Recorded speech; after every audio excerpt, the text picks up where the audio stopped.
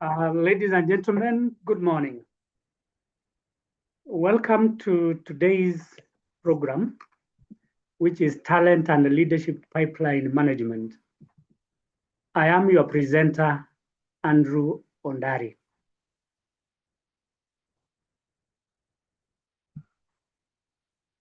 For purposes of introduction, allow me to talk about talent and then leadership pipeline, and then tie them together for purposes of understanding. Talent can be looked at in two ways. One, in terms of people, and two, in terms of capabilities and competences that the people have. From a HR perspective, talent are the employees or the individuals with the required skills, knowledge, and competences to perform their tasks effectively to achieve organizational goals and objectives. This talent is key because it enables organizations, one, to achieve its objectives, and two, to prepare people for senior positions when they fall vacant. Today, organizations are competing to acquire top talent in their organizations. Without these talented employees, organizations are likely to drift from their strategic objectives as well as become non-competitive. Secondly, on talent, we are looking at the natural skills, knowledge, and competencies that employees have.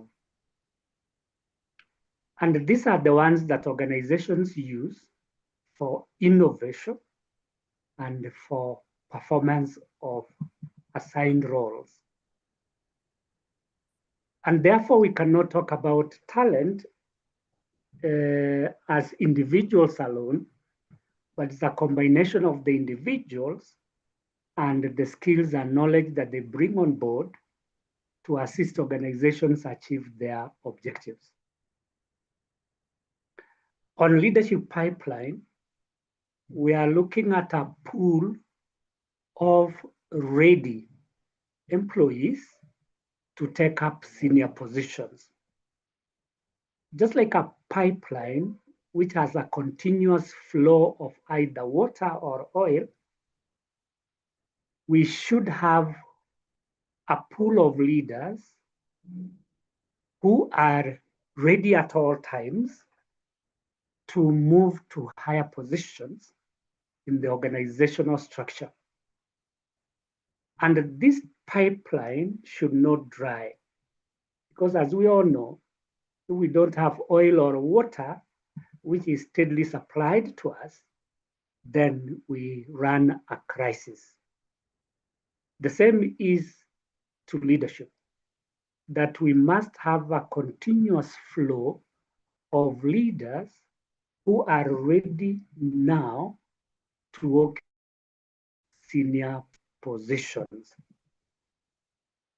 And therefore, talent is the basis for leadership pipeline management. That we look at those people with potential, like skills, knowledge, and experience, and these are the ones that we use to manage the leadership pipeline. And therefore, these two are critical to organizational success.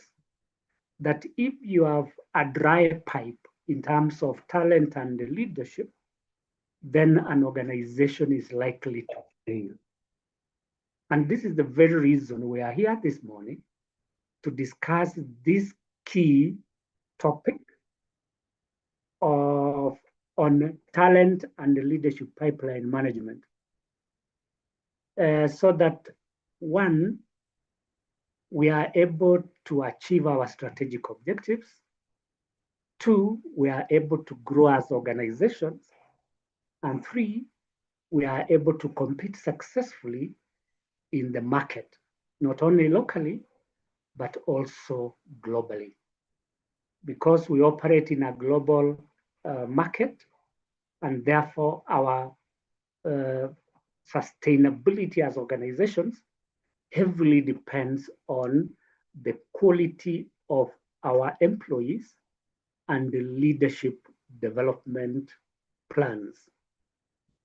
I want us to move to the areas that we are going to cover today so that we know exactly what we are looking at. Area number 1 is executive talent mapping. By executive, we are simply referring to senior management and how we can ensure that 1, talent development is aligned to the human resource plan, and 2, this executive talent development is aligned with the corporate objectives and strategy. So there are 2 things here we are talking about in terms of mapping.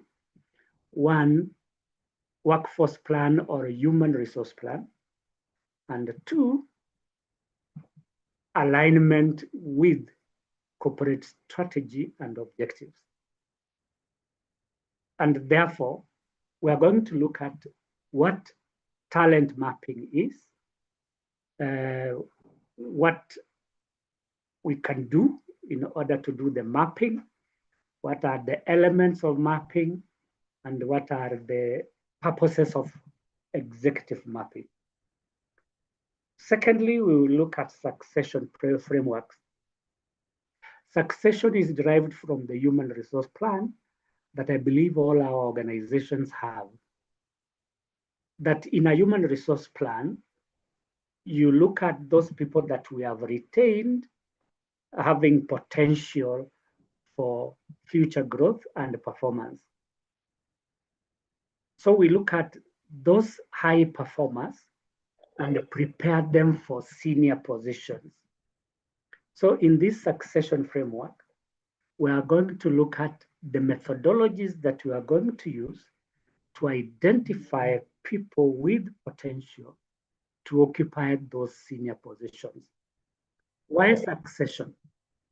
It is because we want to ensure there is organizational continuity, that an organization does not face disruptions because of lack of qualified employees ready to take up senior position. So succession, as it were, is preparing lower level employees to occupy senior positions. And this is aligned to our topic, which we have just said, leadership pipeline. That by engaging in succession planning, we are able to prepare our employees for those senior positions or leadership. Thirdly, leadership development return on investment. That once we develop our leaders by way of training, coaching, and mentoring, we expect that these people will add value to the organization. And by value, we mean that they are able to, 1, improve the revenue of the organization as a measure of return on investment. 2, growth of the organization in terms of finances. And 3, organizational continuity. And ladies and gentlemen, we shall look at why is it that we need to develop our leaders so that they give us return on our investment. Because training, coaching, mentorship, and giving stretch assignments are forms of investment. And if leaders or employees are our assets in which we have invested, then there must be a return. And then lastly, succession failure. It's not always true that when we prepare our succession plans, we shall succeed. There are occasions where you prepare people, but they do not perform according to expectations, or they exit the organization because they are in high demand out there, which means that we have not prepared adequately for their retention. So succession failure can be attributed to a number of factors, which I will discuss in the next few minutes. Let us start off with the first theme, that is executive talent mapping. And as I have said, mapping has to do with juxtaposing the current employees and leaders to what is expected. And the expected here is in terms of organizational needs arising from human resource plan and also from strategic plans and objectives. So we are looking at what we have against what is expected in terms of demand and supply so that we can achieve our strategic objectives.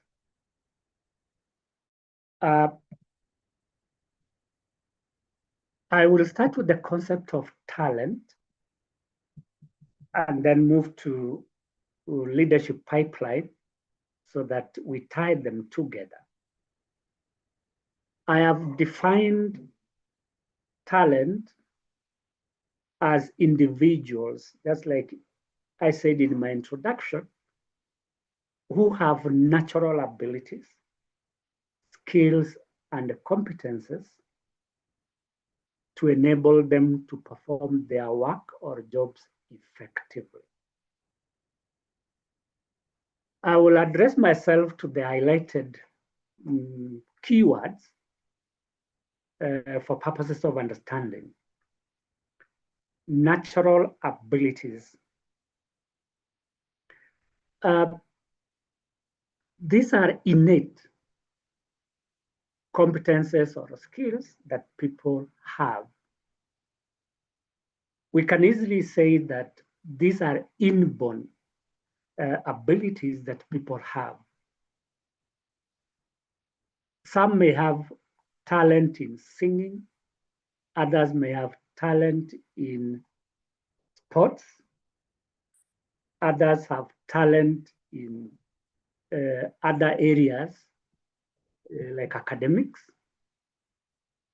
But in organizations, we are maybe looking at natural talent or abilities in terms of communication and even leadership. There are those who are born with the leadership abilities.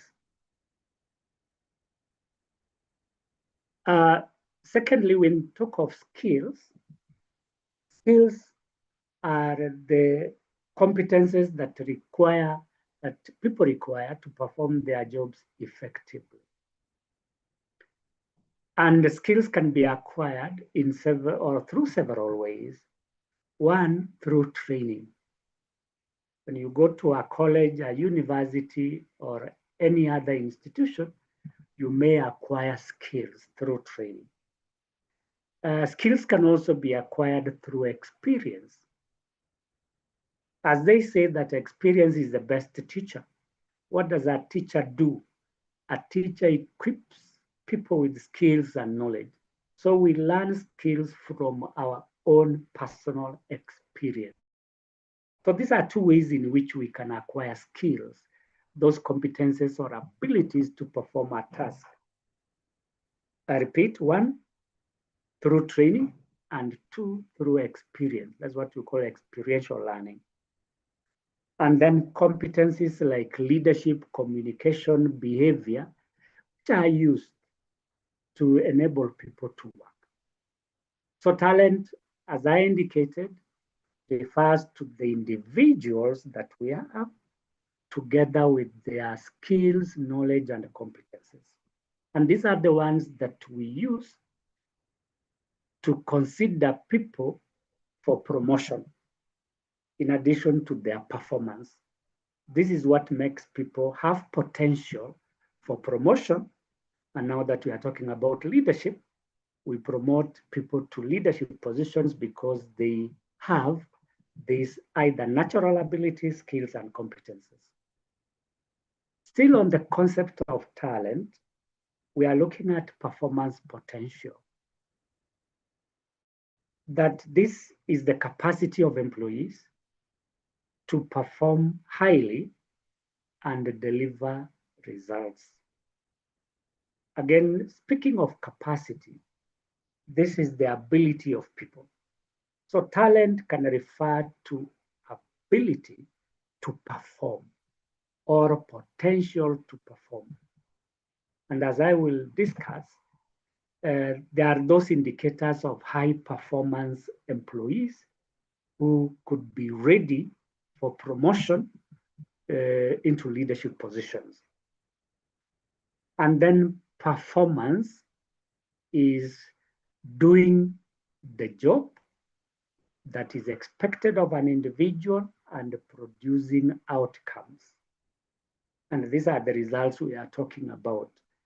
The results that an individual produces may include one, services, two, customer satisfaction, three, revenue generation, and four, profits. So we look at talent as the ability to perform or a potential to perform by an individual. Another way of looking at talent is skill combination. That talent is a combination of technical, cognitive, and interpersonal abilities that enable people to perform their roles effectively. Technical arises from the training that people have in their particular fields of specialization. For example, not everybody can manage human resources. Therefore, it becomes a technical area. And not everybody can become a doctor unless they are trained. That's a technical area. IT is also a technical area. So talent can be in those technical areas like human resource, supply chain management, ICT, and other areas, or even finance.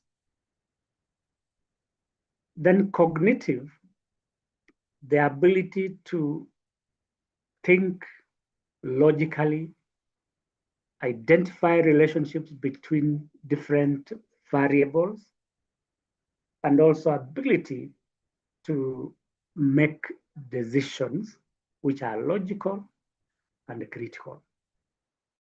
Interpersonal abilities, this is about ability of a person to relate with others effectively.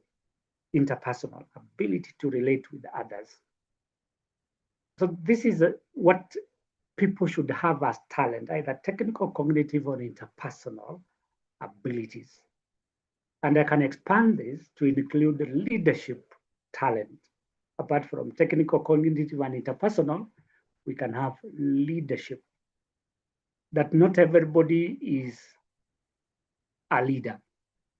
Even if they are put in those high positions, they may not serve well because they do not have the leadership ability.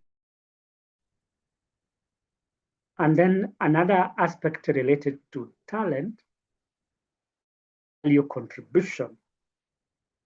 Like I indicated before, employees are our valued assets. If they are assets, they must add value to the organization. in terms of productivity, that's the output of a type, innovation, that is generation of new ideas and ways of doing things, and lastly, attainment of organizational objectives.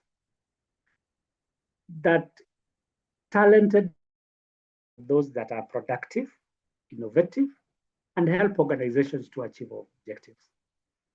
And then lastly is development capacity. That part of our function as human resource managers, we acquire, we utilize, and develop talent. And therefore, in terms of developing capacity of our employees, we nurture talent. And that nurturing requires that we identify people with potential, assign them the right roles, and also equip them with the relevant skills and knowledge so that they can function effectively. And how can we nurture this talent? We use training programs. We expose them to different experiences. We also mentor and coach them. These are concepts that we are all familiar with, and we shall be discussing them as we move on in this program this morning. So that is the concept of talent. You can look at it in two ways, like I said. One, as individuals who have the skills and knowledge, or two, you can look at them separately at the skills, knowledge, and abilities that we require. But again, from a strategic HR perspective, you cannot talk about talent as individuals in isolation. They must come with those skills, knowledge, and experience. So we talk about talent both as individuals and as skills and knowledge that people have. Lastly is a strategic resource. That's the concept of talent. That it's a critical asset for competitive advantage. Talking of competitive advantage is where an organization is able to outperform the other players in the market. Outperform in which way? By attracting the most qualified employees to do their jobs.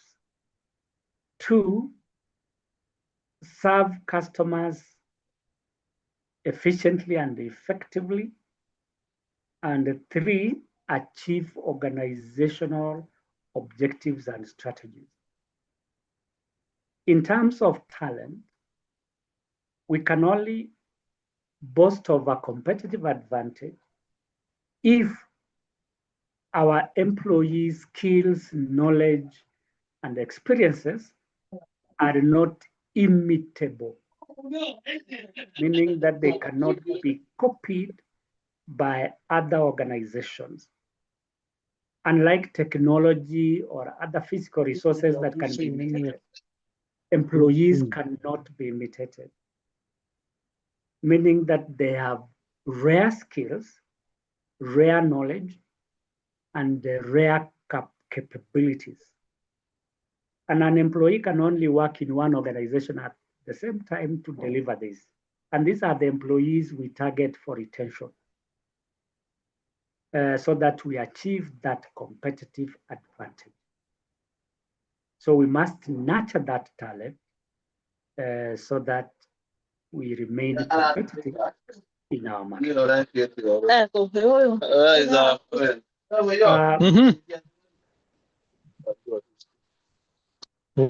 Now going to executive talent. Guys, mute. You are making noise. Mute. Thank you, David. Kindly mute your mic. Sorry. Executive talent mapping refers to the systematic identification of current and future leadership capabilities.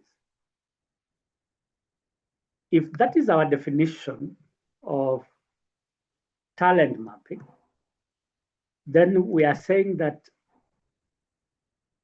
executive talent mapping involves looking for people with potential to be promoted to higher positions.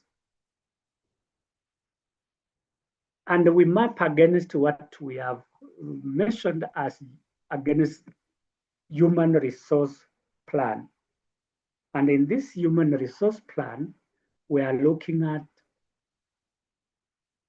demand and supply of the kind of people that we require for future positions. Demand is about the numbers and the qualities of people that we want. Numbers and quality. That refers to talent. The number as employees, individuals, and then qualities are the skills and knowledge. So we identify those people within and outside who can be brought on board to satisfy the demand of an organization. And then we talk of future. This is the supply. How many people are we likely to require, and what qualities must they have? So we use a human resource plan to identify current and future leadership capacities of our employees. And then secondly, we map this talent against the strategic plan. If our strategic plan, for example, is to expand into other markets, both local and international, we will need people. For example, opening a branch somewhere in the country, you will need people to work in that branch. Or if you are expanding into the East African region to take advantage of opportunities that exist, you also need to identify people who will work in those foreign offices, and that requires people with skills, knowledge, and experience to be heads of those branches, both local and international. And that is why we need to do mapping of our current and the future talent against the strategic objectives or strategies. Or if our strategy is to increase our profit by 20%, again, we need the right people in place doing the right things so that they can deliver that strategic objective of 20% profit. And that requires that we look at what we have in terms of talent against the human resource plan and against the strategic plan. Secondly, what is the purpose of talent mapping? And again, in my conclusion in this part of the topic, I'll talk about the value or the relevance of talent mapping. One is about leadership continuity. Again, going to leadership pipeline management, we want to ensure that there are no gaps in terms of potential leaders to occupy senior positions. And those of us involved in business continuity know that if there is a gap in terms of leadership, then there is likely to be a vacuum, and the nature does not entertain vacuums. The consequences can be dire, especially for organizations that have leadership vacuums. You can imagine an organization without a chief executive because there was no adequate preparation of lower level employees or senior management to occupy those leadership positions. There will be a crisis. So this is a proactive process of ensuring that there is leadership continuity. What is the scope of talent mapping? We look at several aspects. One, critical roles. What are these critical roles? These are positions that an organization cannot do without. Or these are positions that the organization depends on for survival. Or three, these are positions that organizations depend on for competitiveness. They are very critical. So we look at executive talent mapping by way of looking at those critical roles to which people can be promoted. Any roles that are not critical, then they may not add much value to. Secondly is the scarce skills. These scarce skills may relate to any of the areas in our organization. It could be ICT, which is one of the most affected areas in most organizations, because people with these rare skills, one, they may not be readily available, or two, mobility outside the organization is very high. And therefore, there is need for efforts to be made to ensure that these core skills are retained. And how do we retain these core skills? Is by ensuring that we enhance their skills, we promote them so that they are engaged, they are motivated. And then another focus is high impact leadership positions. These are positions that bring the greatest value. However, there is a rider to that. Even if some positions do not bring the greatest value, it does not mean that they are not important. They are, because they play a support role. And these people must work as a team. So the focus of executive talent mapping could be on these three key aspects: that's critical roles, scarce skills, and high impact leadership positions. Another one is the approach. What is the approach that we use in executive talent mapping? One is performance data. We are in that space where we do analytics so that we make informed decisions or data-based decisions. And for us to do that mapping, we conduct performance evaluations so that we get data on the basis of which we can promote a person. That one of the considerations for promotion in terms of leadership pipeline is performance. Those high performers are the ones to be considered for promotion. Then another approach is potential assessment. We make deliberate efforts to conduct a workforce analysis to identify those people who have the skills, the knowledge, the experience, and the natural skills to be considered for promotion. So potential assessment refers to conducting an evaluation to identify people who are likely to be promoted. These are the ones with potential. And then lastly, we do a market intelligence, collecting data about one, the qualities of people that other organizations have, which make them successful.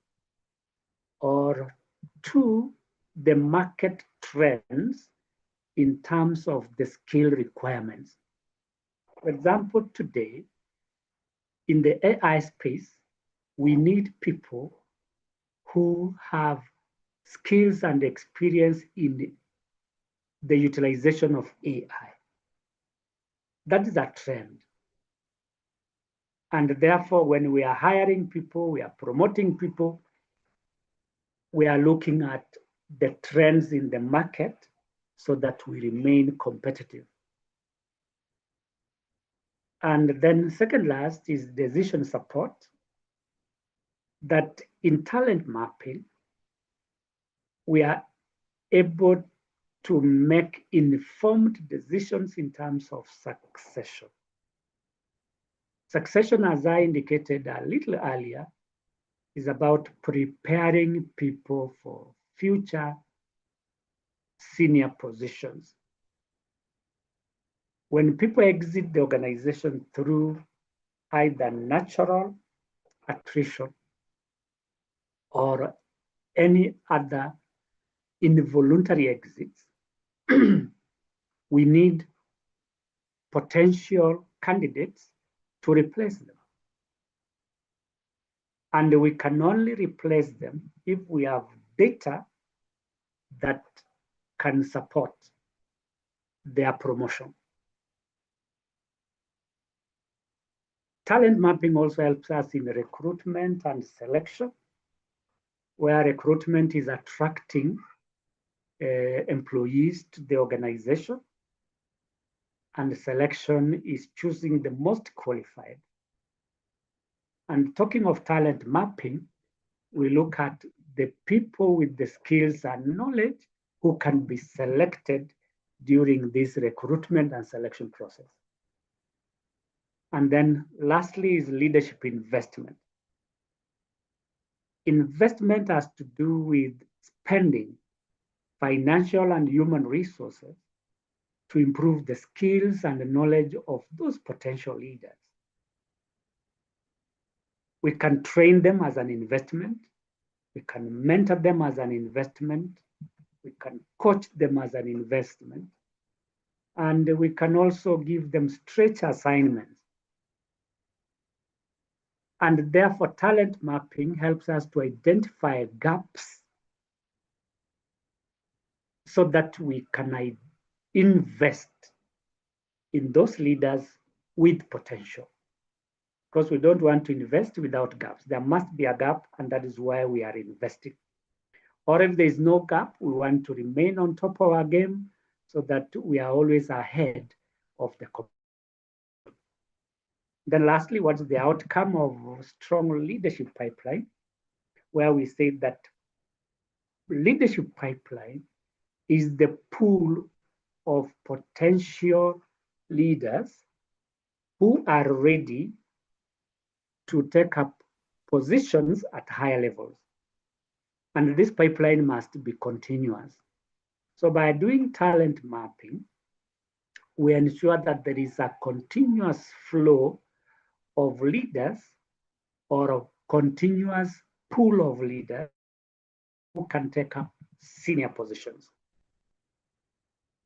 Unless we want to foment a crisis, leadership pipeline are very necessary because they are part of leadership, risk management in human resource management. So leadership pipeline is about preparing people by way of nurturing them through skills acquisition, coaching, and mentorship, so they are ready to meet evolving business challenges. Before we take a little break, I want us to look at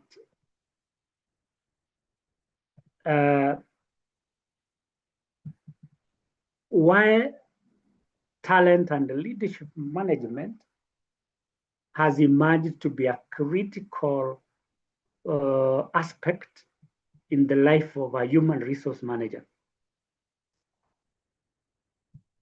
Number one is global competition. That we operate in a global market where there are many players or competitors looking for the same or better talent. So for us to be competitive in this global market, we must have talent and we have a leadership pipeline. So competition for skilled talent has increased more than ever before because of the scarcity of certain skills and also the need to be market leaders and not market followers. So organizations not only compete for technology, compete for products, compete for customers, they also compete for talent. And the war cannot be won unless we identify, we nurture, and we develop either our own talent or acquire talent from outside so that we remain competitive. Secondly, is workforce demographic shifts. That today, the nature of our workforce has changed, either in terms of age or in terms of generations. Talking of age, and particularly in government today, with all due respect, there are quite a number of employees who are about to retire, but there are no suitable replacements. Why? Because there was a shift in the retirement age from 55 to 60. That means that there is a large workforce who are about to retire, but there is a gap in terms of replacements. So if you have a big population in your organization, which is aging and therefore should have retired, and probably there are no immediate replacements, that becomes a gap which should be addressed through talent and leadership pipeline management. In ideal situations, people should retire at the right time so that we don't have a large workforce who are over 60 and still working. By use of talent management systems, we are able to identify employees with potential at the lowest, at the middle, and the highest level so that we can manage the aging workforce effectively. So that at no time we have an imbalance in terms of young people against the older generation. And then there is the generational change, and I'm sure all of us are grappling with this shift, that we have a mix of 3 or more generations. One, there is the generation X, there is the generation Y, there are the millennials, and then today we have the Gen Zs, generation Z. Soon we shall be having generation Alpha. To balance the needs and the requirements of these generations can be a Herculean task unless there are deliberate efforts in terms of talent and the leadership pipeline management. For example, the generation X, according to sources, they are said to be quite mobile. They don't stay in an organization for long. And therefore, in terms of pipeline management, it might be difficult for us to keep such young people in the organization 8 to 5 or 40 years. They don't have the luxury of time to stay in an organization for long. and therefore can be a challenge in terms of talent and leadership pipeline management. But for those of us who belong to Generation X or millennials, it might be easier. Now try to balance that, especially when you are doing, for example, flexing methods. How does that work with the older generation, X, for example? So that becomes a challenge, and therefore we need to develop programs for talent and the leadership pipeline management, so that in the event these young people leave, we have suitable replacements for promotion. The other aspect that has led to the emergence of this leadership pipeline management is digital transformation. Technology is shifting or changing very fast, and those who cannot adapt quickly are left behind or exited from the organization. And with that in mind, we need to equip our employees with the relevant skills and knowledge in technology, such as AI, so that one, they remain relevant, and two, they are able to deliver the required services to our organizations. So with these digital transformations, we need to look at the emerging skills which our employees will require as we move forward in terms of succession and leadership development. Another aspect leading to the emergence of talent and leadership pipeline is evolution of strategic HR. That HR has changed over time from the traditional personnel management to administrative and now to strategic talent management. Strategy. Administrative has to do with the record keeping, recruitment, selection, and probably discipline. We are moving away from that to more strategic approach. That we look at our employees, that is talent, in the long term. That what is going to happen in the next 5 or even 10 years with number and the quality of our employees. Two, in terms of strategy, is about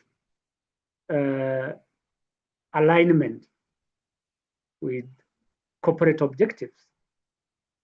That whatever we do as HR managers in terms of recruitment, training, and performance management, which are elements of talent and leadership pipeline management, are aligned with the corporate objectives. And then lastly, in terms of strategy, is competitiveness. We should be competitive using our human resources.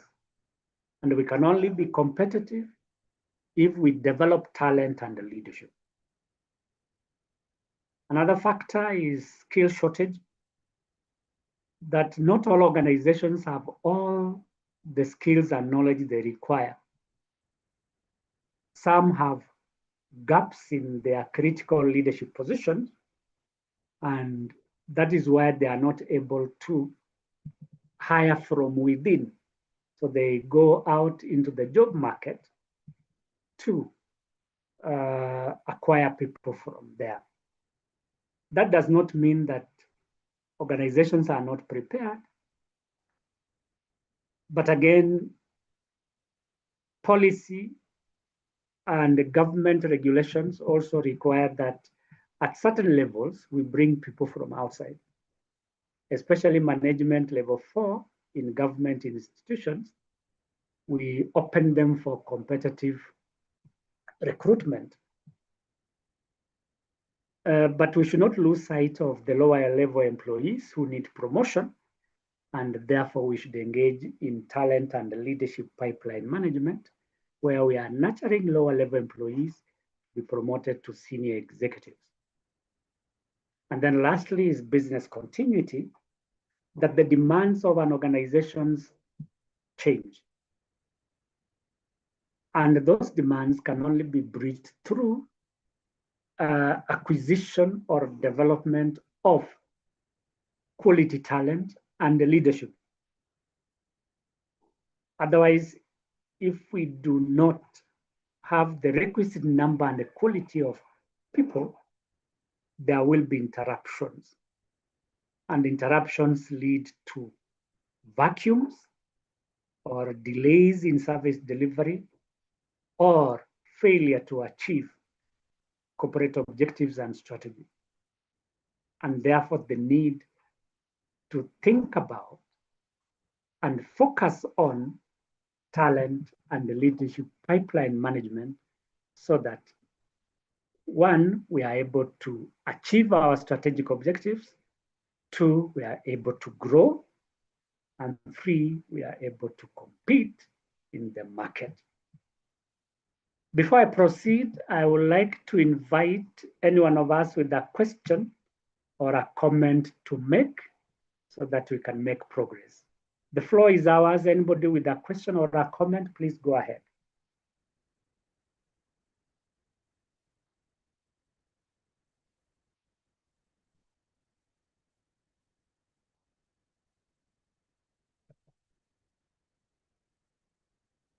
Helen, if you are there, please go ahead with your comment or question.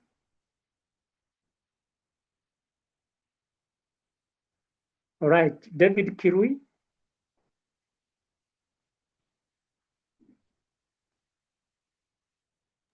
No question from my end. All good. Thank you, Helen. Mwalim, I'm good. Thanks, Mwalim. I'm good. Good presentation. I'm following. Yes, thanks. Okay, thank you, David. I'm happy you're following. Yes, I have a question. Yes, go ahead. This is Jen. No, my name is Nelly. Nelly, yes, go ahead. Yes, actually two questions. Yes. So the first one is about what approach would one use to either identify or work on the messaging around critical roles? And the reason that I ask this is because when you ask everyone in the organization, their role is critical. So sometimes the messaging does not land softly because then you find certain employees, when the label is used as sort of non-critical roles, then it's a bit problematic there. Then my second question is around basically in terms of just the level of openness around succession planning. I think a lot of the experience I have had is, succession planning being done just between sort of the leader and the person who is being planned for succession, and not so how is that communicated, or should that be communicated across the organization or across the team?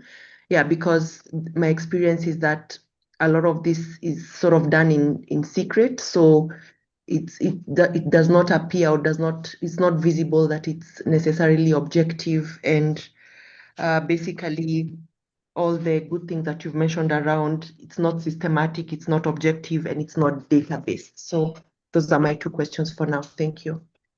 All right. Thank you, Nelly. You are asking about the approach we can use to identify those talents for promotion, or even in some cases for transfer where need arises. And secondly, you are asking about openness in terms of succession planning so that we are objective and that we communicate effectively. Let me start with your first question about the approach. I will talk about this in the next few minutes. One is that for you to identify those high potential candidates for promotion, you can do surveys. These surveys are conducted on the basis of skills, basis of knowledge, basis of experience within the organization. And through these surveys, you are able to identify those high potential candidates who are either one, ready now, two, ready soon, and three, ready later. And those who are ready now are the ones that we consider for promotion or preparing them for leadership positions. In the absence of people who are not ready, or in the absence of people who are ready now, for some reason, we can do accelerated leadership development. That lower level employees can be identified, that is those people with potential in leadership, and then taken through rigorous training programs, mentorship and coaching. Within a short time, they are prepared to occupy senior positions. This rarely happens in government because there's no provision for that, but in private sector, that can be done. The second approach is benchmarking, that you can compare yourself with what others in the market are doing, and this is the best of class. Why are we benchmarking? We identify how they identify their high potential employees, and then we can compare with ourselves and properly borrow best practices. So benchmarking is important because it helps us to compare our systems, processes, and even policies in terms of talent management, and also pick best practices from them. And we compare ourselves with those who are best in class, not just anybody. Those who are doing very well. If you are a technological company, rather telecommunication company, there are three companies in Kenya. We're talking about Safaricom, Telecom, and Airtel. These are the ones that we know. Or if you are in the internet service industry, internet service provider, you're talking about Power, you're talking about Mwananchi, or Safaricom or Airtel. So you compare yourself and look at what they are doing better than yourself, and also borrow best practices. So those are two approaches I would recommend for purposes of identifying or managing talent and the leadership pipeline. In terms of openness, unfortunately, many organizations are opaque when it comes to identification of those people with potential, or it is done on the basis of who you know, which is really unfortunate. But as professionals, we should not do that. And again, because our role is also changing, we have become strategic in our approach, and also we are advisors. We should advise our directors or the owners of the business on the best way forward in terms of talent management. So how do we ensure objectivity? One, we base selection of leadership promotion on performance, which means that we must be having working performance management systems so that we can get data and we can use this to promote people. Number two, we can conduct skills audit so that we identify those people who have the relevant skills and knowledge that can be used for promotion. And that can be tied to human capital analysis, human capital HCA, where we are looking at the quality, the competence, behaviors, numbers of people who are ready to occupy senior positions. And then lastly, you can conduct a HR audit. And I will invite you to attend some of our trainings, particularly HR audit, so that we can learn this. So HR audit, where we are using this audit to collect data about processes, systems, policies, as well as operations when it comes to talent identification and talent pipeline management. So how do we do this? We must, one, have clear communications on the purposes of HCA, which is human capital analysis, and two, HRA, which is human resource audit. Number two, we should hold meetings with management and meetings with all employees so that information can be passed about promotions to senior positions and the basis for promotions. And secondly, vacancies that arise so that people are encouraged to apply. So going back to my response, Nelly, in terms of approach, one, you conduct a survey so that you can collect data about employee potentialities. Two, you do benchmarking. Secondly, in terms of openness to ensure objectivity, one, you conduct human capital analysis. Two, you conduct human resource audit so that you base your decisions on data. And in terms of communication, one, you use internal methods like emails or targeted messages. And secondly, you hold meetings with senior management and the staff to communicate what you require in terms of skills and knowledge and the vacancies that are available. Nelly? Thank you very much. Karibu sana. Anybody else with a question or a comment to make, please go ahead before we go to the next part.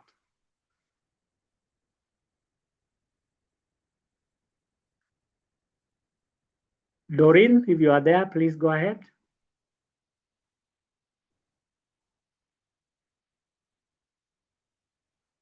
Sarah Beatrice?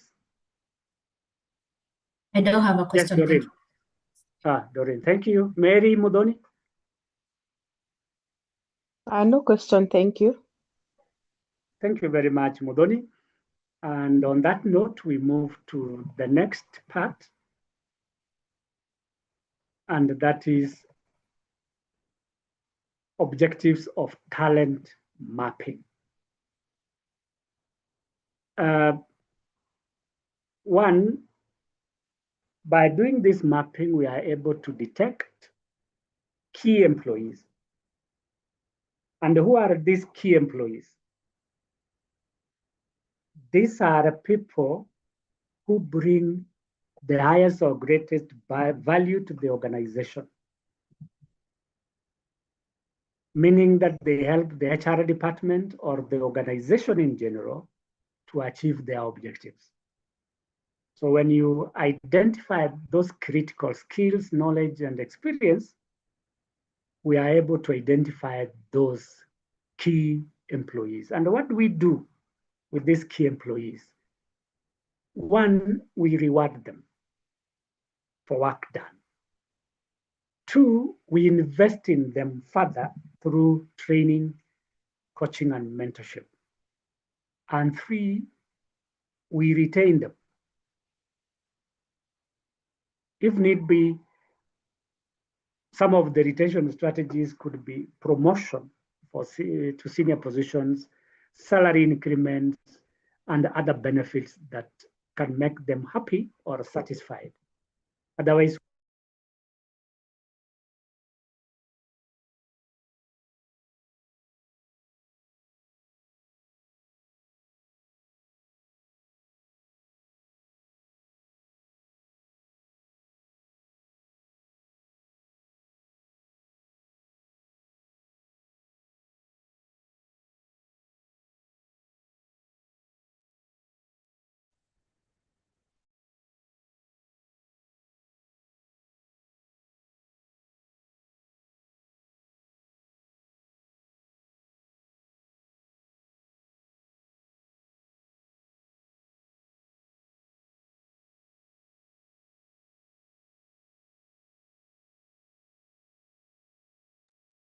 Hello, am I the only one thrown out, or everyone is here?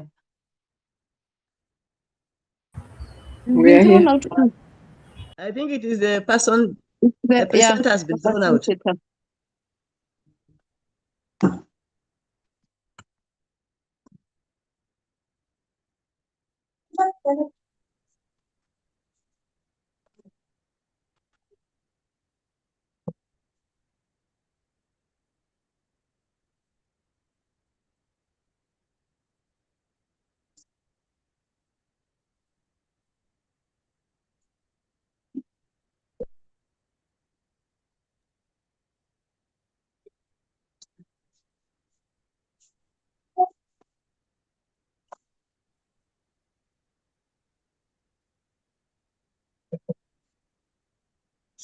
While we're waiting, can I ask a question, or can we just brainstorm? What it was discussing, it's about identifying key employees.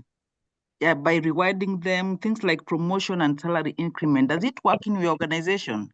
Because like ours, we don't have a promotion. The salary increment for individual is not there because we have to use the salary grid. How does it work in your organizations? Anyone?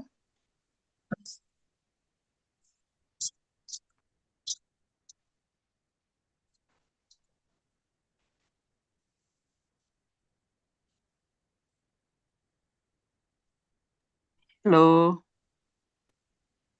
Yeah, hi, Helen. Hi. Yeah, I think for us, or my experience is that maybe some of the methods will work, but not all of them. So, for example, of course, promotions can be not always the case, because if it means a financial kind of adjustment, then that might not always be the case, and you do not want to give someone a title and not give them sort of the benefits and the title, I mean, sort of the financial compensation that will come with that. So I would say it's a bit tricky. I find that maybe the coaching and mentorship might be a bit more attainable or reachable. And yeah, then it doesn't, leave the options to be too many in terms of just retention. And so also it's also risky. It's really how do I call it? Not risky. It's really challenging, for Yes, retention, because you cannot force someone to stay while they want to go. I don't know how you can force a retention, or you can implement retention, because exactly. it will not last for long. If somebody decides to leave, you will just, maybe you can give them a higher position, or you do a salary increment. Then after a while, I don't think it's sustainable. True. That's very, very true. Because yeah, someone could be out there and give them a better offer, and they're out the door. So, or the environment generally, within the organization could change, and become not so positive, and yeah, does not incentivize the employee to stay.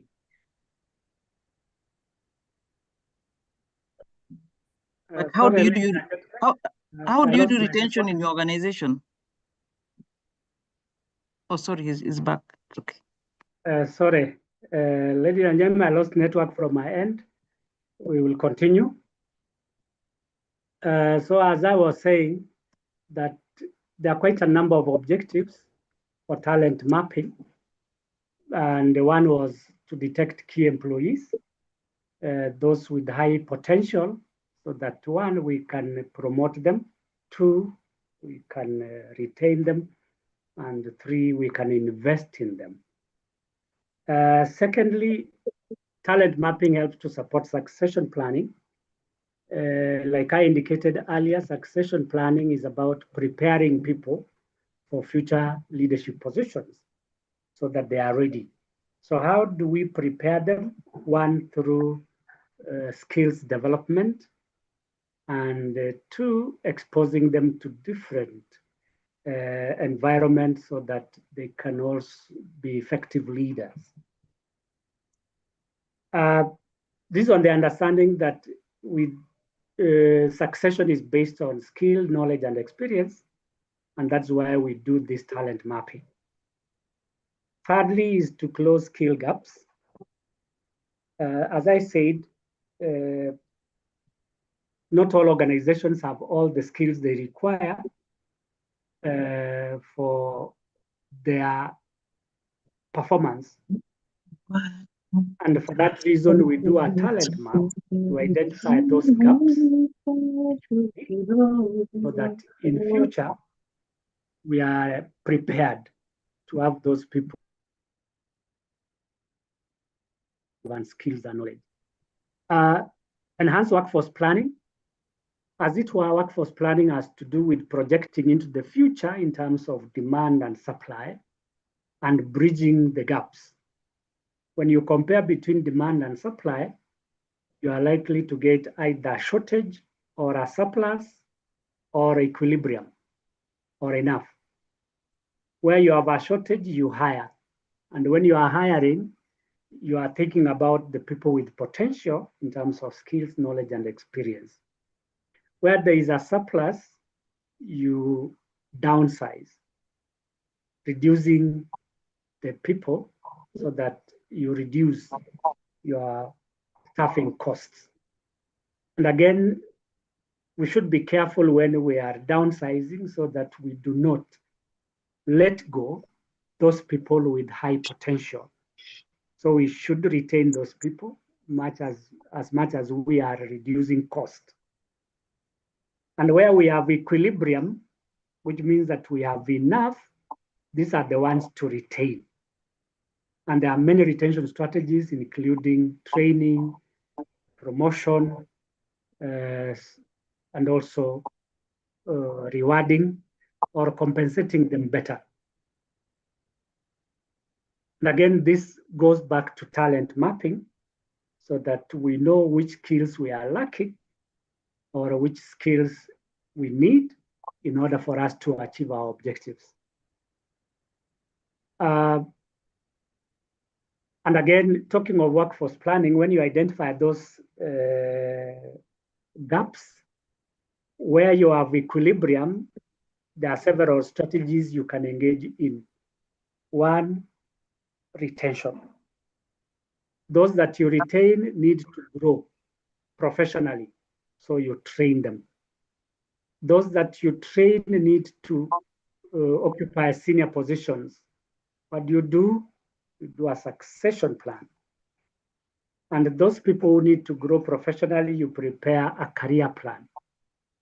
So career succession plan touch on talent mapping. The other objective is to retain our employees, that those with high potential are recognized or rewarded so that one, they become motivated, two, they improve their performance even further, and that three, they remain in the organization for a long time. And those who remain are those who have the right skills and knowledge, and that's why we need to do this talent mapping. Lastly is to support data-driven decisions. Like I indicated to Nelly, today we make decisions based on hard data. And we can acquire this data through human capital analysis, which involves talent identification. And secondly, human resource audit, which enables us to collect data related to recruitment, training, performance management, and other areas, so that we base our decisions on evidence. The next part is components of talent mapping. What are these key ingredients that enable us to conduct or do talent mapping? One is workforce analysis, where we are evaluating or assessing our current levels of skills, knowledge, and experience. We identify skill gaps and project into the future in terms of talent requirements. So workforce analysis enables us to identify those critical skills, like I have said, or if there are any gaps. Gaps may arise out of several factors or things. One, new technology, where our current employees don't have the knowledge. Two, changes in leadership, that managers can change positions within or outside. They can go outside. That creates a gap. Or three, competition, that competitors are way ahead of us and therefore cannot compete successfully. That becomes a gap because they have certain skills that we don't have. Secondly is role identification. And I indicated earlier that those critical positions for organizational success should be identified. And those critical positions are: one, bring the greatest value to the organization in terms of revenue generation, profit, driven business growth. Or secondly, critical positions are those that enable an organization to survive. Without them, you cannot go anywhere. So those are core roles. And lastly, those positions that help organizations to compete. So we need to identify them, whether it is HR, is it a core position? Whether it's finance, is it a core position?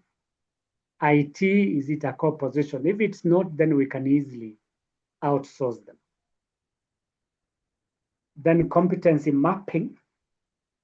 We look at the skills, knowledge, and the behaviors required for an employee to perform their roles effectively. So by doing this mapping, we are able to identify skill gaps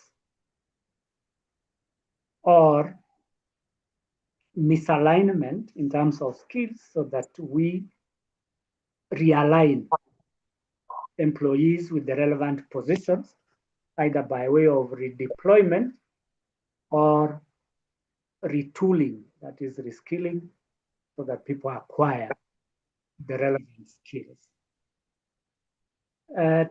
Talent assessment, we look at or measure employees' performance, potential, and readiness. Performance is the output or the results they produce, meaning that they meet their targets on time and they spend their resources efficiently. Potential is ability to perform a job effectively based on their current skills and knowledge. And the readiness is about adequacy of preparedness. How prepared are they to occupy senior positions?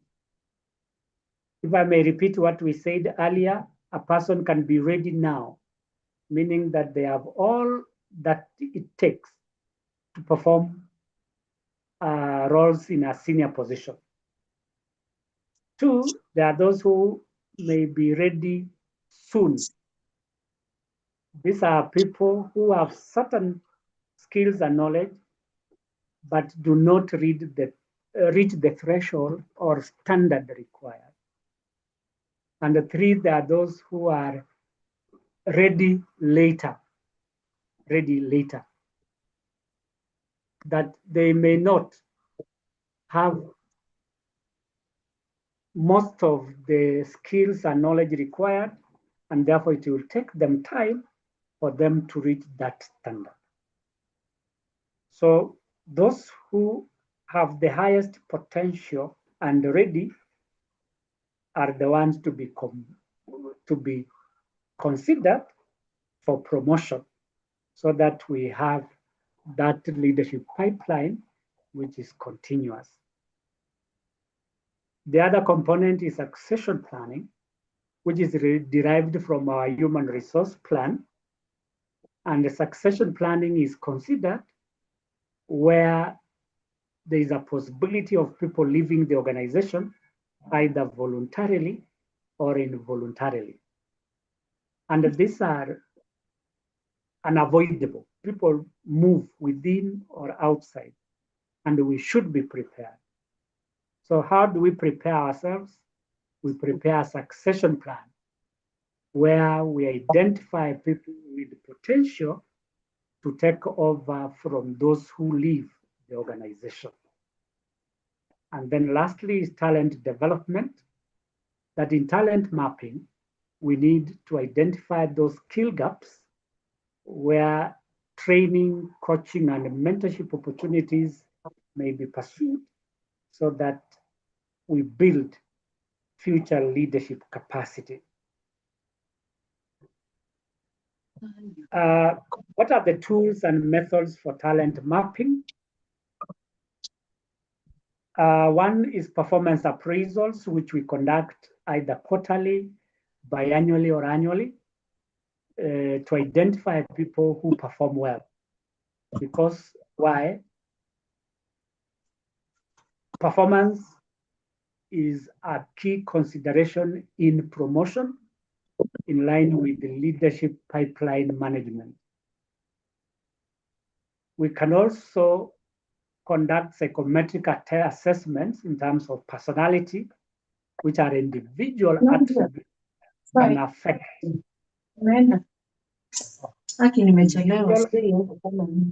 individual attributes that can affect. Excuse me? Kindly switch off your mic. Thank you.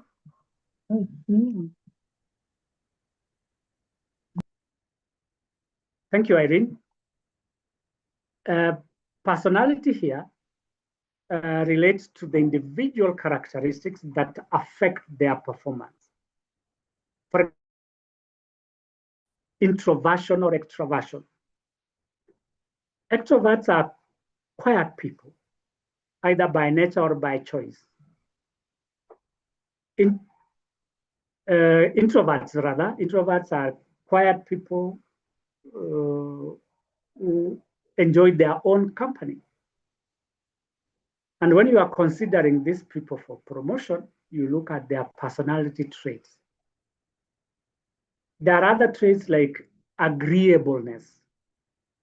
These are the people who agree with everything they are told. This may not make good leaders. We want people who take a position and defend it. We want people who make decisions independently. And we want people who cannot be influenced. But if you have agreeable personality, then it becomes a challenge when you are preparing them for leadership. Aptitudes are abilities to perform a role or a task effectively. And that is tied to their behavior, their mental proposition, and also their ability to relate with others. And lastly is the leadership potential as one of the competencies. In public sector, you have competency framework. And this framework involves leadership, involves communication, involves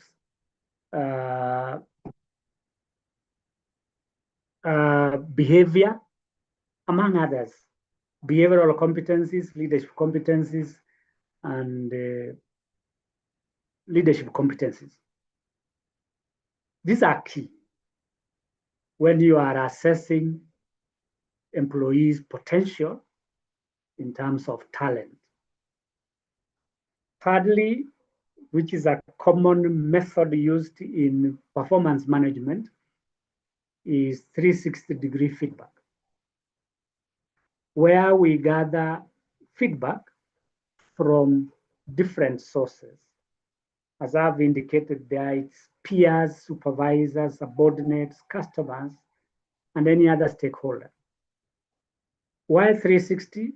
Because we get independent and objective insights on the basis of which you can make a decision for promotion in a leadership pipeline management. Though expensive, it's one of the preferred methods, so that, like Nelly mentioned, there is no bias. Because in some organizations, there is a lot of biasness or unfair promotions which discourage others from performing or deny opportunities to others to be promoted.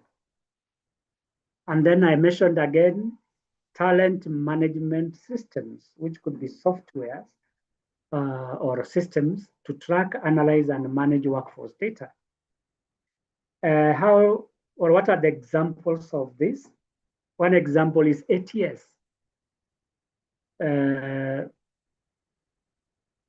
Application tracking system, ATS.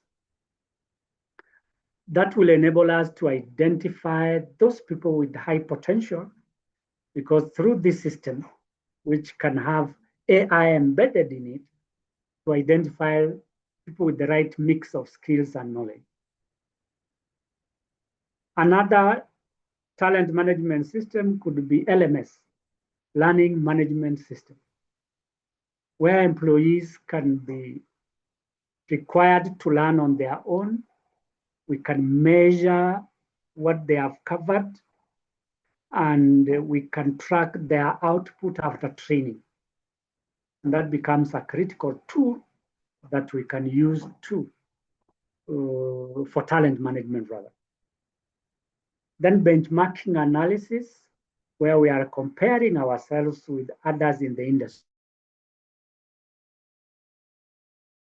If you are a hospital, for example, you look at what other hospitals have in terms of doctors, clinicians, nurses, or even administrative staff. What qualities are they looking for? So benchmarking enables us to get data on what other organizations are doing and how we compare. If they are doing very well, we find out why, and then we borrow those best practices. And then lastly, succession planning tools, which I've just indicated as one of the elements of talent mapping, where we identify and prepare candidates for future leadership roles. Identify. So how do we identify? One, we can conduct a survey so that employees can tell us what they have or their qualifications are. Two, we can peruse the files of employees to identify those with the skills that we are looking for. Skills, knowledge, and experience, the files. And then prepare candidates. How do we prepare them? One, through training. Two, through coaching. Three, through mentorship. And four, through special assignments. So these are the methods that we can use for talent mapping. Before we go to the second part of our engagement this morning, we look at the process of talent mapping, which starts with workforce planning. If you don't have a human resource plan, you can start with it. But if you already have it, what you only need to do is to align it with the corporate objectives and then determine demand and supply in terms of talent. So where demand is higher, we recruit and select. And that means that we identify relevant talent. Where the supply is more, we reduce the workforce. And again, we don't let everybody go. We identify those with superior talents for retention. And where the two, that is demand and supply, are equal, which means that there is equilibrium, we retain. We retain top talent.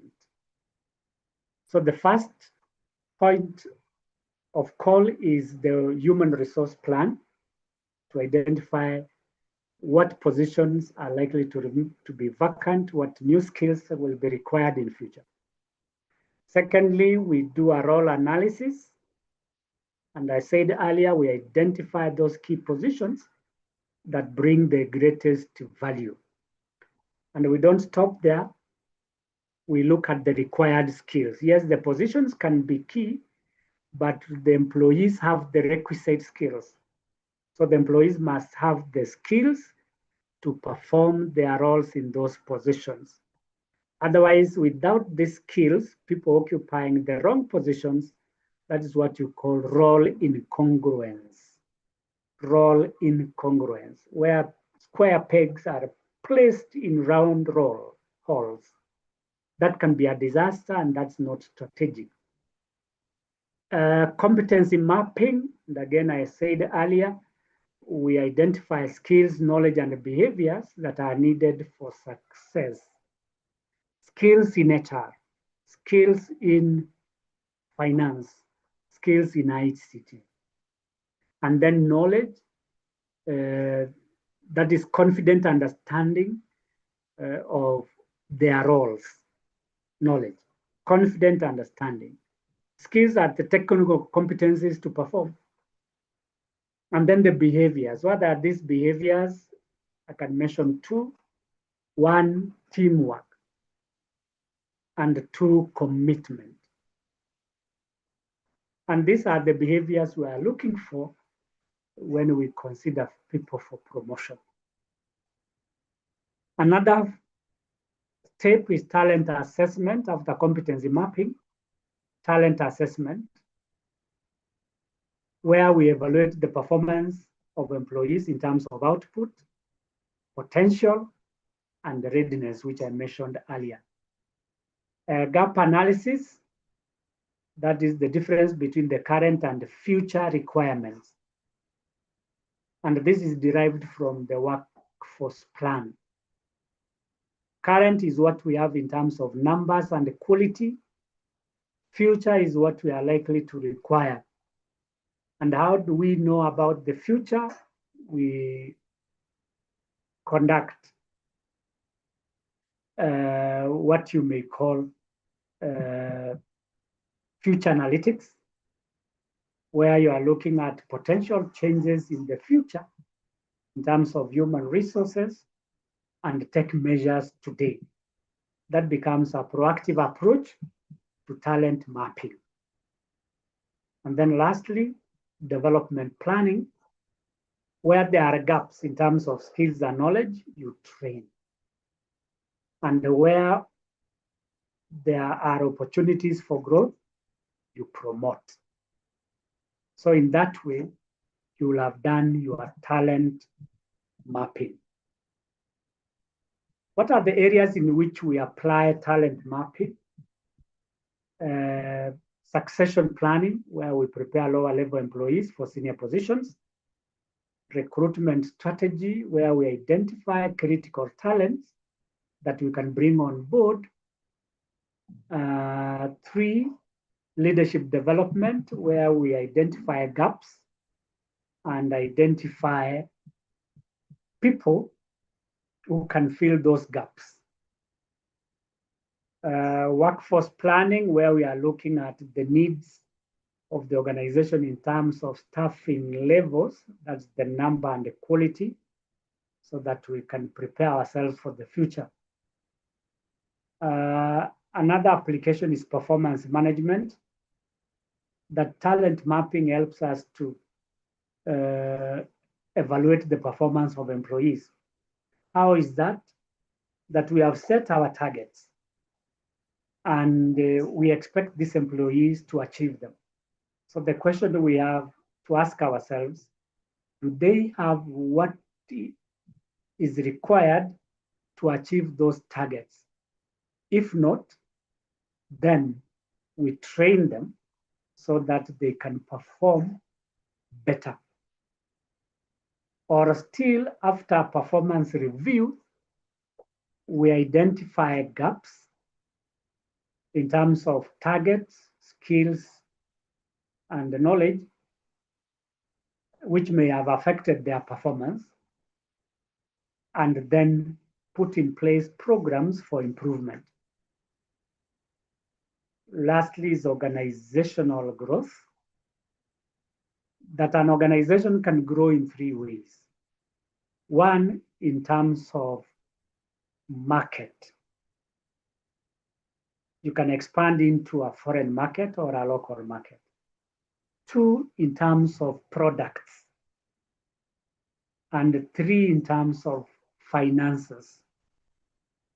In all these 3 areas of growth, we require people. If it's finances, do we have qualified people to generate revenue or make profit? If it is expansion into a foreign market, do we have people qualified to occupy those positions? And if it is products, do we have people who are innovative to develop new products? So organizational growth is looked at in those 3 ways. One, in terms of products, in terms of markets, or in terms of finances. What is the value? I promise that I will talk about the purpose of conducting talent mapping. One is leadership continuity, where we ensure that there are no gaps in terms of management, so that we have an adequate pool of qualified leaders to take over positions in the organizational structure. Secondly, strategic alignment. As HR managers, we want to add value to our organizations so that the people we hire help the organization to achieve its objectives and its strategies. So whatever we do in terms of recruitment, in terms of training, in terms of promotion, must be aligned to corporate objectives and strategies. And that's why we need to do talent mapping. And that is how we can play our strategic role as HR managers. Thirdly is reduction of hiring costs. How is this? That employees may leave organizations for some reasons. We must have adequately prepared employees to take over those positions. And that makes it easier for us to ensure leadership transitions. But without adequate preparations, and especially in cases where there is what you can call unprepared exits, we already have people who are prepared to occupy those positions. Emergency recruitment arises when we do not have adequately prepared employees to take over those senior positions. And the people can resign anytime. And if you don't have people to occupy those positions, you may have to go outside to advertise, which becomes a cost. And in the process, performance is affected because the time between hiring and placement of an employee, performance has been affected. Another purpose of talent mapping is faster decision making. That we already have a pool of employees who can replace those who leave. And therefore it becomes easier and more effective to consider those from within. Talent retention, that we all want opportunities for growth. And the growth can be in 2 ways. One, in terms of positions, which comes with the responsibilities, and 2, in terms of skills and knowledge. So leadership pipeline enables people to be promoted. Talent retention is where we have adequately prepared people. So if people with talents are promoted, they are likely to remain in the organization. So we retain talent because there are opportunities for growth and opportunities for skills and knowledge acquisition. And lastly, competitive advantage, that when we have adequately prepared leadership pool, we are able to perform as an organization because there is no leadership vacuum, and that we develop those rare skills and knowledge which cannot be imitated. And as a result, we achieve a competitive advantage. So again, I would like to invite us to ask questions or make comments in relation to the first part of our discussion this morning, and that is executive talent mapping. Anybody with a question or a comment to make, please go ahead.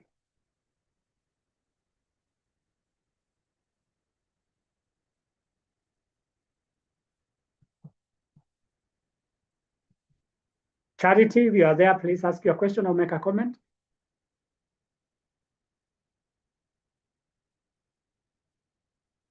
Doris?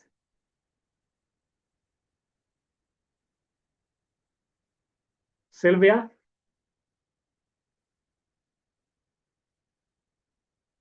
No comment and no questions from me following through. Thank you, Sylvia. Joy?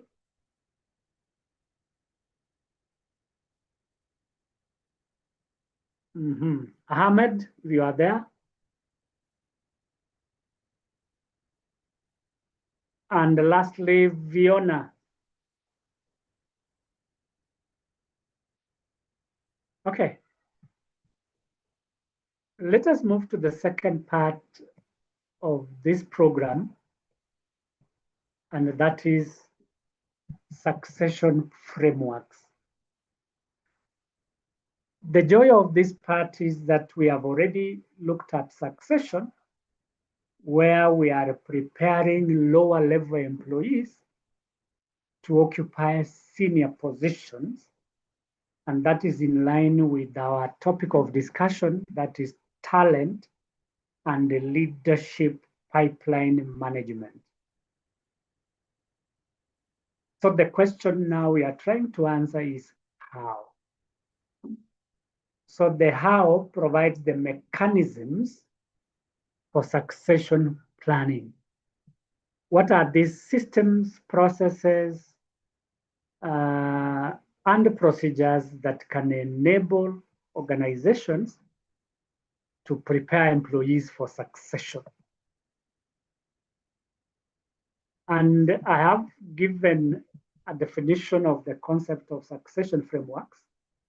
That is a structured system in which employees are prepared to occupy leadership positions. System.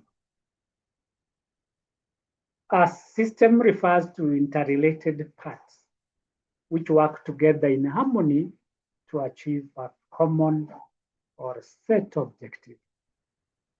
So succession is about many components that work together to prepare successors for leadership positions.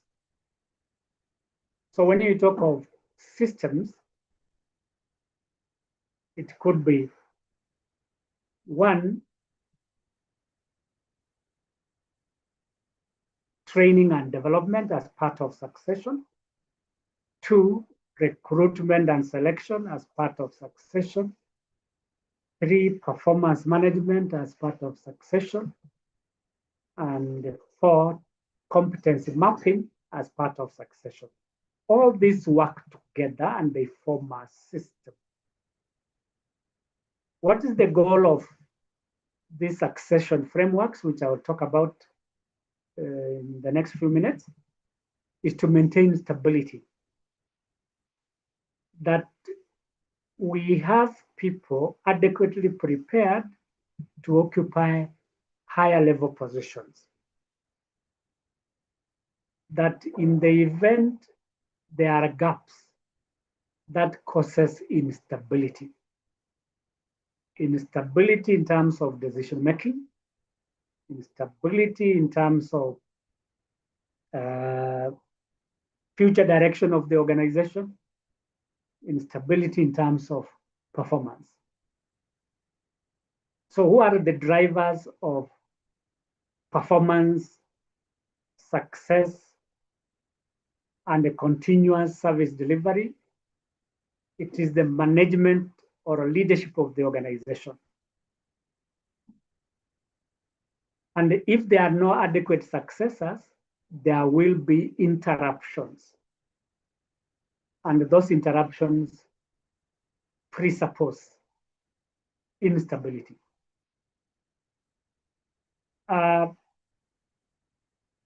Process, it involves identifying, assessing, developing, and monitoring. Identifying people with the potential to be promoted. Assessing their fit or alignment with the positions so that we do not promote people who cannot perform at a higher level, much as they have the skills and knowledge they have. And again, it is possible that some people can be promoted not because they are higher performers, but because they have certain leadership abilities which may enable an organization to navigate a turbulent environment. So sometimes we expect people to be promoted based on skills, knowledge, and experience, but it is possible for somebody else to be picked because he or she is a good fit for the culture of the organization, for the existing leadership, and also for future direction of that organization.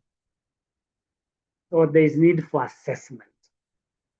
And then develop by way of acquiring new skills and knowledge through training, through mentorship, through coaching. And then monitoring. This is continuous reviews to ensure that the people who are promoted are performing to expectations. Another aspect of succession framework is integration, where we are aligning succession planning with organization strategy. That the people we consider for succession help the organization to achieve its strategy, meaning that they have the relevant skills, knowledge, and the competencies to achieve organizational strategy by way of performing. And then lastly is the result. What is the result of succession frameworks? Reduce the disruption and improved readiness. If you look at bullet 2, we mentioned maintain stability. That if we prepare adequate succession plans, we stabilize the ship. And therefore, the result is that we reduce disruption. And then improved readiness, that we are prepared, that even if there are a sudden resignation at a higher level, we have adequately prepared employees to take over those positions. What are the types of succession frameworks? I've mentioned 5. One is emergency, that an employee or a number of them have moved out of the organization suddenly. That is resignation. So when employees resign suddenly, with or without reasons, we need to look at suitable replacements. So we can do an emergency replacement, which means that the people who replace those who leave must have been adequately prepared. So in terms of decisions, which I mentioned earlier, you look at the value, and you look at bullet 4, faster decisions. Under conditions of emergency, we can quickly pick somebody to replace those who leave. And that is allowed, like what has happened in the public sector in KRA, who have seen replacements.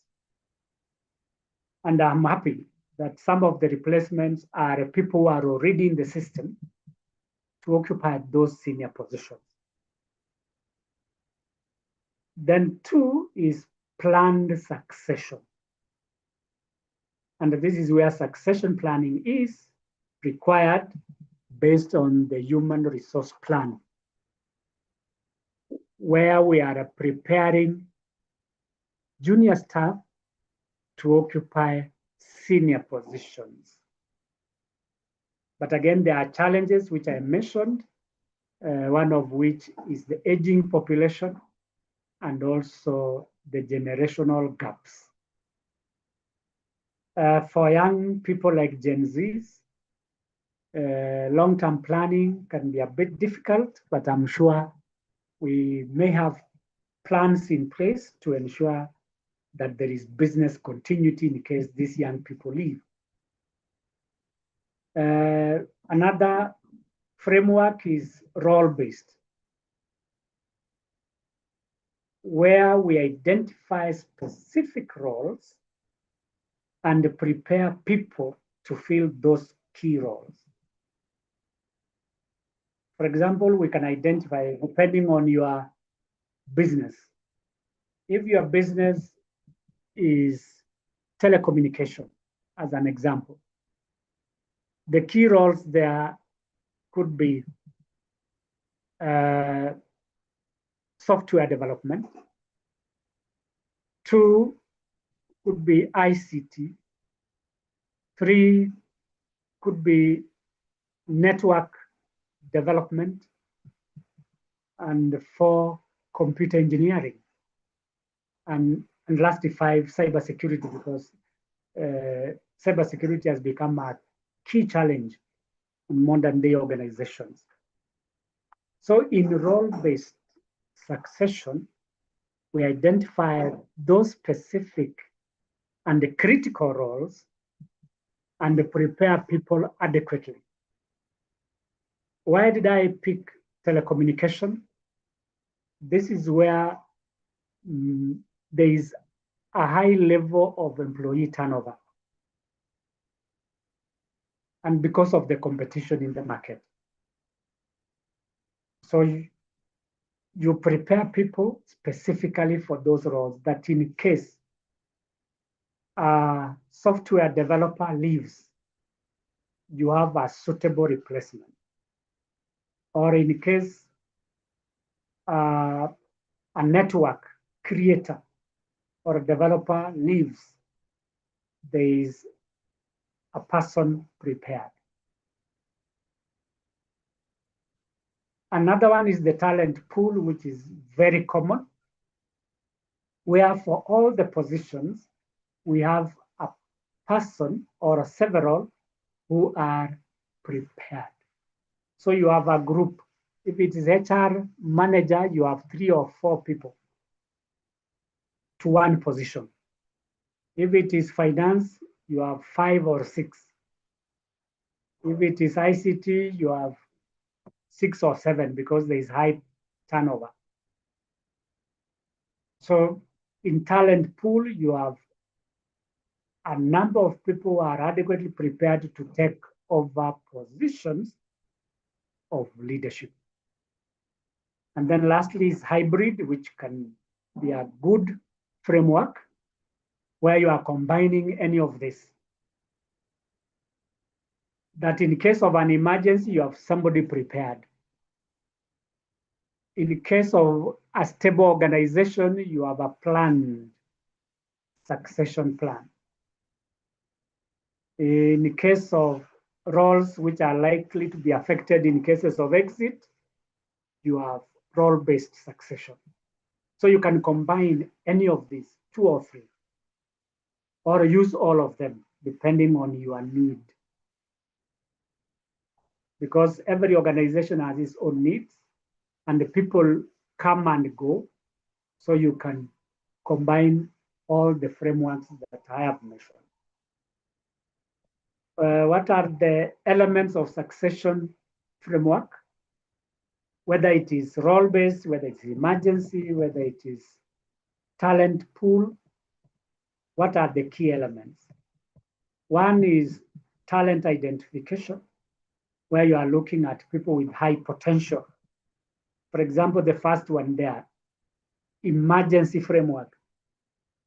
You are looking for a replacement for somebody who has left suddenly. So you identify those people with high potential to replace. And you don't do it overnight.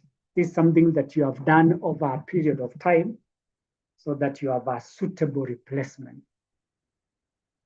Secondly is competency assessment. That who are the people with skills, knowledge, and behaviors required for those key positions. Competency.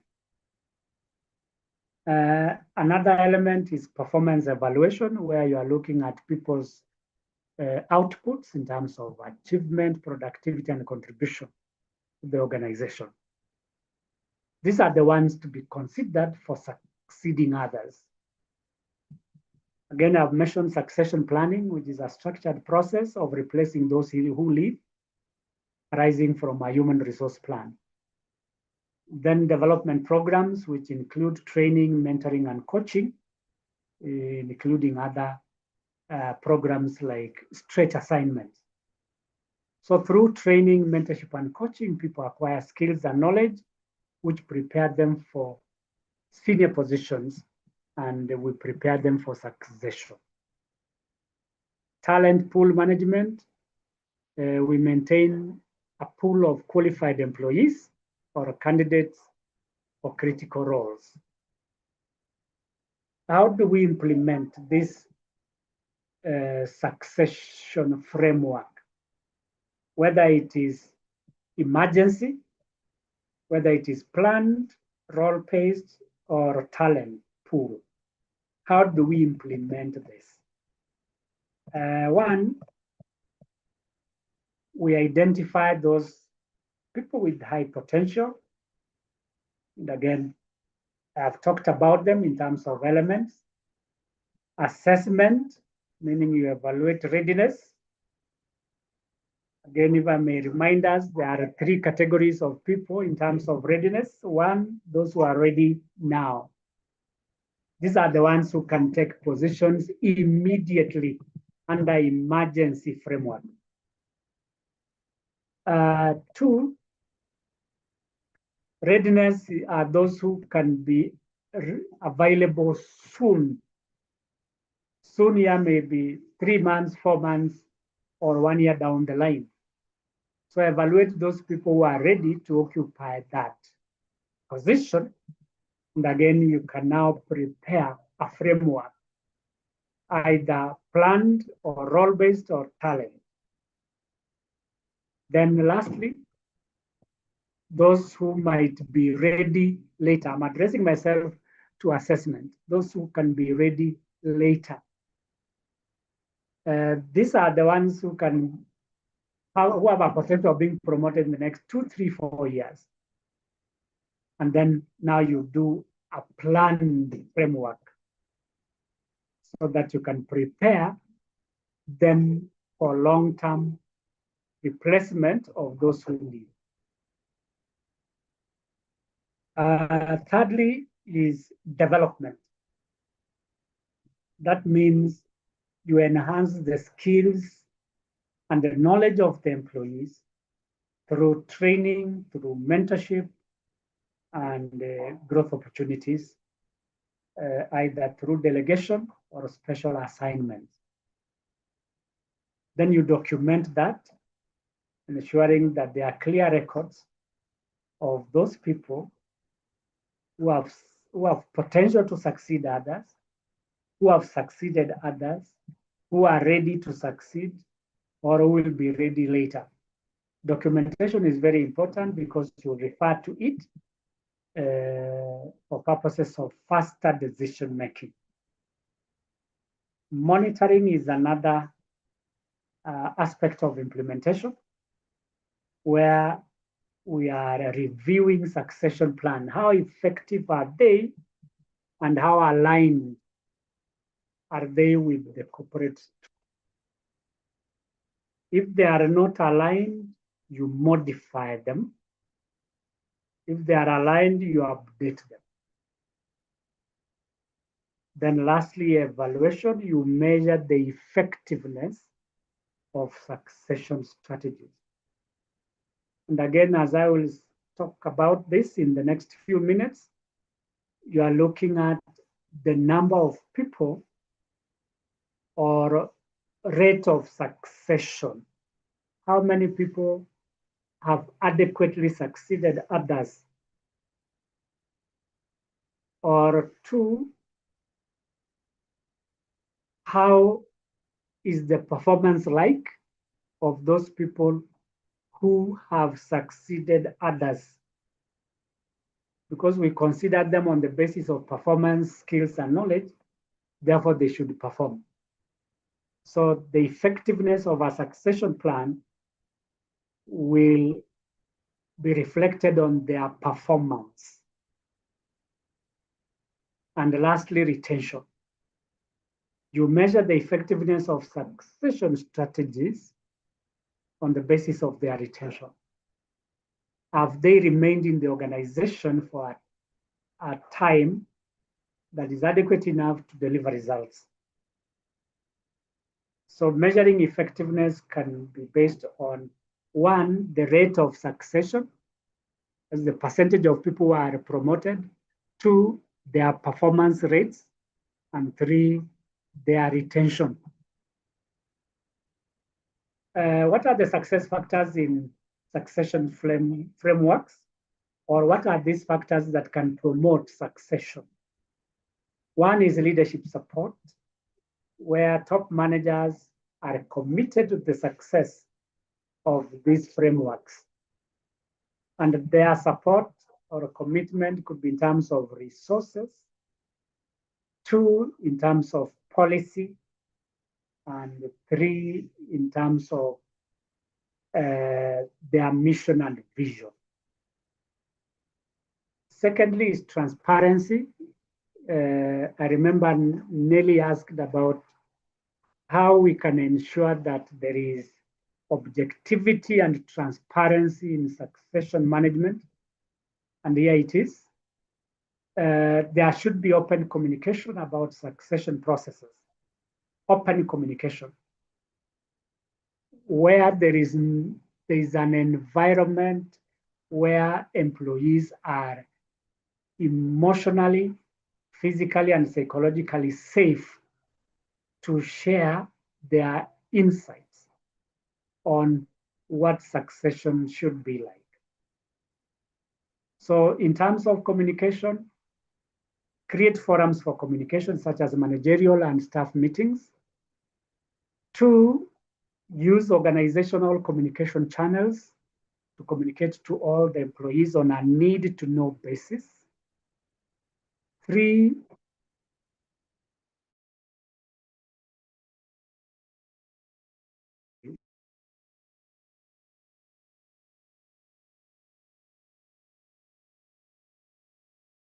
employees can suggest successors, can put their names on the list for succession so that the best candidate wins.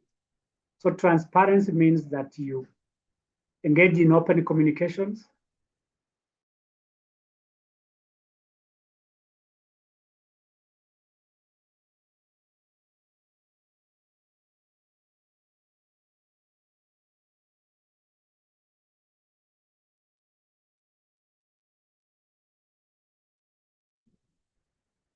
Hello? Sorry, I lost again. It's Okay, are instability you on back? my end. Yes, I'm back. Yes. So I was talking about transparency, where we need to engage in open communications so that everybody knows what is going on and what they are in this process of succession planning. Consistency is another factor where we are saying that we need to be predictable in the way we communicate and in the way we conduct our businesses, which must be relevant and accurate. Relevant communication to those people who are concerned of the key stakeholders. Then integration, which I mentioned earlier, align succession planning with the overall human resource strategy, as well as organizational objectives, alignment. Without alignment, there will be a drift. We do not want to promote or prepare leaders who may not help the organization to achieve its objectives. And therefore, our succession plans must be aligned with human resource strategy as well as corporate strategy. Objectivity, data-driven. And again, if I may refer to my response to Nelly, two ways of ensuring that you have data. One, human capital analytics, and two, human resource audit, so that you minimize bias in leadership selection. Another factor is adaptability, where we are able to adjust quickly to changes in our environment. And this environment is internal or external. For example, a new manager or CEO may come to your organization, throw into the dustbin your succession plan. How? By bringing in his or her own people to the organization against the human resource plan. Or two, not supporting. You can see leadership support at the top, not supporting the programs that you have in place for succession management. So as a HR manager, you are expected to adapt very quickly and look at the needs of the new leader and also engage them so that they know in advance what is going on so that there are no disruptions. I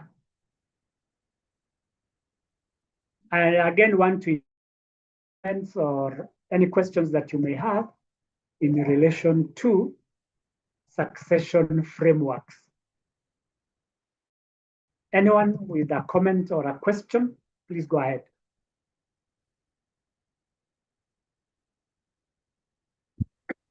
I have a question. Yes, go ahead. Who am I speaking to? Are you speaking to Lorna? Lorna, go ahead. I think just also for clarity purposes, Yeah. succession planning normally is an internal process, but Yes, you about recruitment and talent acquisition. Is that external? And if it's external, because, for example, you are doing a succession plan for a general manager, for example, that's a very critical role. So if you don't have someone externally, for example, how then will you plan to have a talent recruitment or talent acquisition probably externally for the same role? Also, to just give confidence to the GM that we are not facing you out. This is just a normal process. So just for clarity. Thank you. Okay. Thank you. Yes, as you have put it, succession planning is an internal process. However, there are occasions where external recruitment is required for organizations to function effectively. Internal promotions are part of succession plans. which requires identifying those people with potential to occupy those senior positions. I may have indicated that in some cases, when you do a human capital analysis, that you may not have skills, knowledge, or knowledgeable and experienced personnel to perform certain roles. And this might be due to changes in the environment. When you do a trend analysis, you may find that there are possibilities that you will not have people to occupy those positions, a trend analysis, both internal and external trend analysis.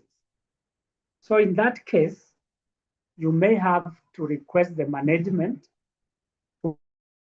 to source people from out. And these outside people or people from without may be found in universities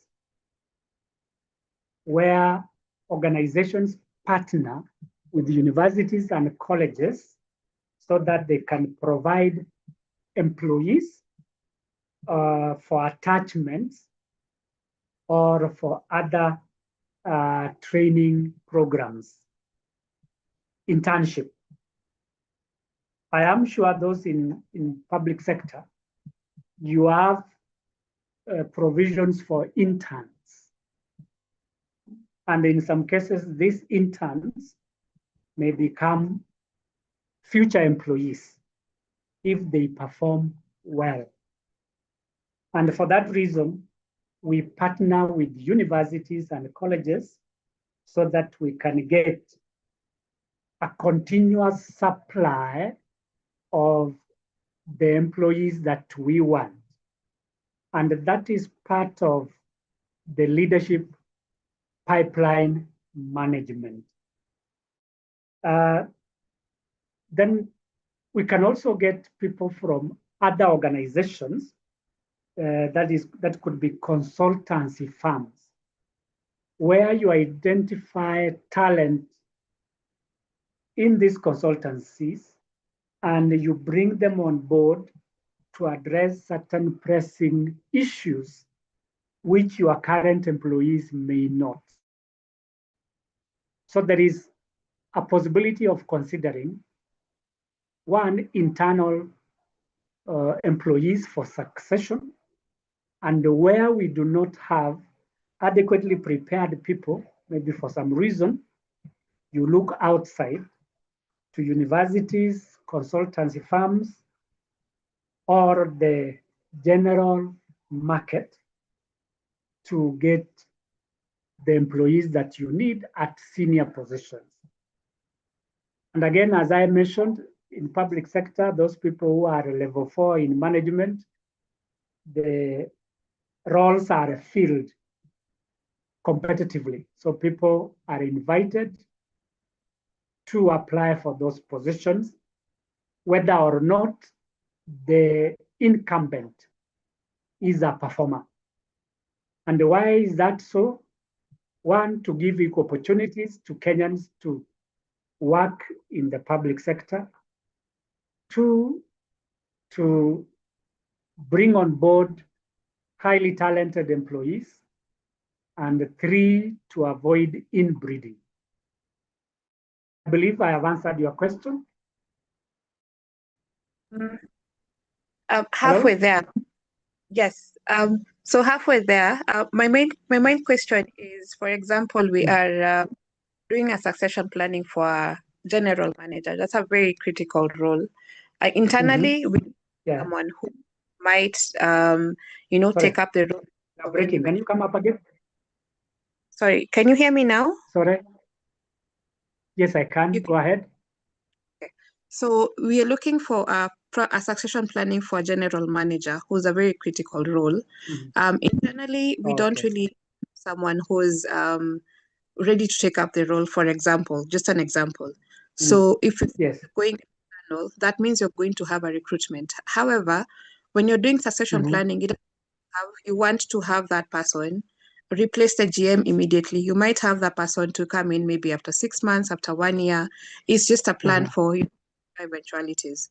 So if you're doing an external recruitment, for example, you have to probably advertise. One question is, how do you make the GM confident in knowing that he's not being phased out because he's still in the GM seat? And then secondly, you take up, will you advertise the role so that you can just have the talent pipeline in the event you want to fill the role? How is that going to pan out? Thank you. Allow me to approach your question in two ways. One, your succession plan will heavily rely on your policy. What does your recruitment and selection policy say with regard to replacement or hiring of a general manager? So that policy will provide a guideline on what to do in the event you want to find a replacement for the general manager, when you can do that, and how you can do it. So, very important, your policy in regard to the general manager's position. Can you recruit internally, or you can go externally, and what are the conditions? Number two, usually general managers are recruited by the board. And though you are not a member of the board all the times, you can advise the board on the requirements for the general manager's position. That the current, if you have the current performance of the general manager should be taken into consideration, and also what kind of general manager you are looking for, so that you do not have only one person being considered for that position. To be on the safe side, as part of risk management, you can open it up or communicate internally that we are seeking to recruit a general manager in the next 6 months, and the current assure the current general manager that they are not being phased out, but it's part of the business continuity framework that you are implementing. And again, this should come from the board, because there are certain things as a HR manager you may not do in terms of replacing the HR manager. Yours is advisory. You can advise the board when they are considering this. So two things: policy, what does your policy framework say in regard to hiring of general managers? And two,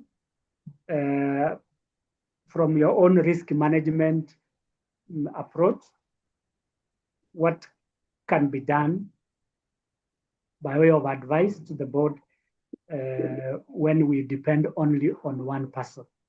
And it's now upon the board to communicate this to the current general manager that we are preparing for the general manager's position in the next 6 months, or everybody should be given equal opportunities to occupy that position. Back to you. Thank you very much. You've answered my question. Thank you. Karibu.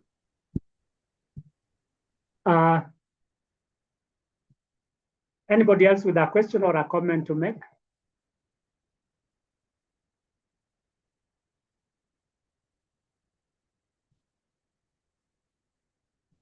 Mary Mudoni, if you are there. Mwalimu, I'm here. Yes. Maybe talk a bit in terms of succession planning and the tools that you normally use. Maybe you can talk a bit about the 9-box grid. how you assess the potential versus performance when you're trying to map out who the successors are. Thank you. Thank you very much, Mary.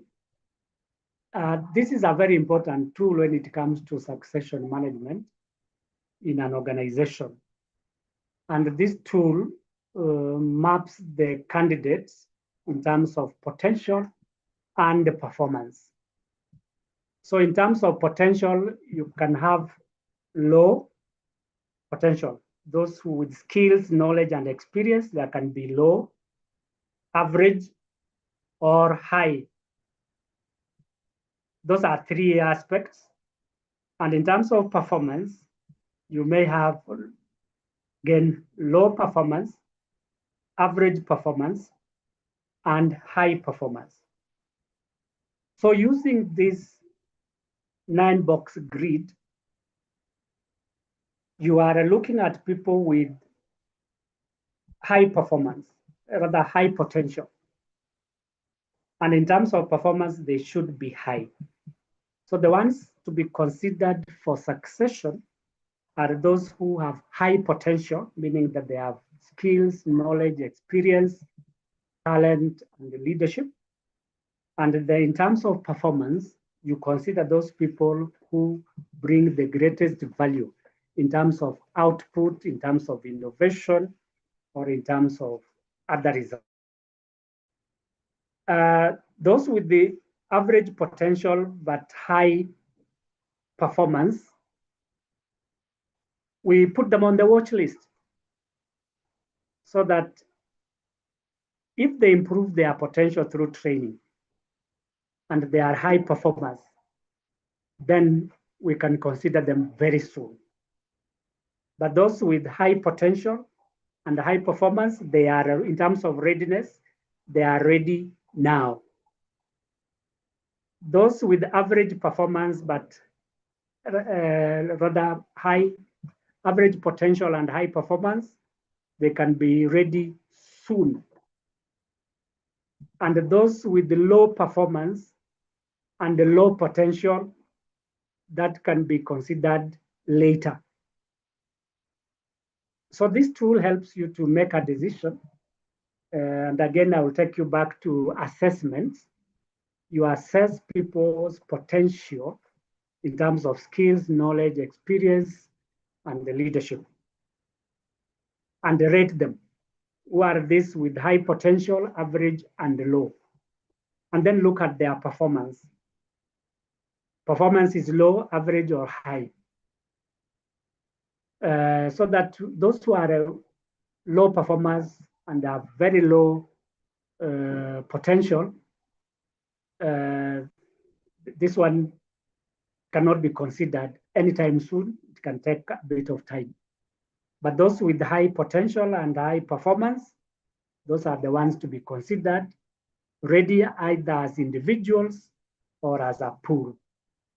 Mary?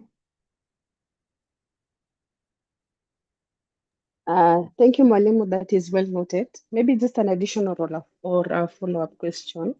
In terms of how you ensure objectivity in the ratings, because I know, like in our case, we normally use the tool where we have our management team first do the rating, and then we do a calibration as the entire team. But what are some of the maybe insights that you can share in terms of how to ensure the tool is or the assessments are objective? Okay, thank you, Mary. Objectivity can be based on one, data. That whatever you do in terms of potential assessment, you have data on all the individuals to be considered for promotion or succession. And this data can be obtained through a skills audit so that you identify those people with high potential or low potential so that it becomes objective. And then two, sources of data. Some sources of data might be subjective. For example, in our organizations, we have employees who are very close to their supervisors or their managers.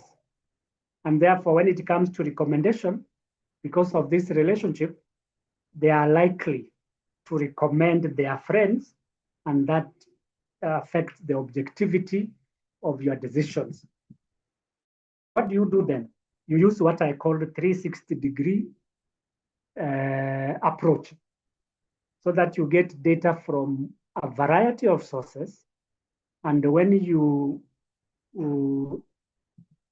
measure their performance, you are getting an objective view of the employee in terms of potential and in terms of performance. So 2 things, Mary. 1, data by conducting a skills audit. And again, figures don't lie. And 2, the sources of your information should be varied, not one person to recommend, and that is it. Back to you. Thank you, Mwalimu. Asante sana. So leadership development return on investment, we are saying that leadership development is an investment. And when we invest in a business, we expect returns. When we invest in employees, we expect returns. Even at a family level, when you invest in your children by way of education, you expect returns. So return is very important, because that is the only way we can determine the effectiveness of leadership development. So when you talk of returns, you are looking at the value that is derived from these development programs. So we may have invested in training. At the end of that training, what are the values employees are adding to the organization? If it is mentorship, how do we measure the value of coaching and mentorship? So basically, leadership development return is the benefits that we get from investing in this leadership.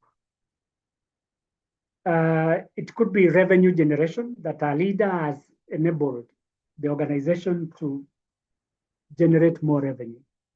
2, cost saving. A leader has come and has saved the organization a lot of costs. 3, organizational growth and innovation. That a leader who has been invested in has become very innovative in terms of product, systems, and processes. The organization thrives. And that is the kind of leadership we are looking for when it comes to succession, so that people do not just get promoted, but they are promoted in the hope that they will bring value, or in the expectation that there will be value addition. And again, allow me to say that there are some leaders who join organizations, and whatever they touch, it turns into dust. And others come and touch things, they turn into gold. So that's the goal we are looking for in terms of returns, not dust.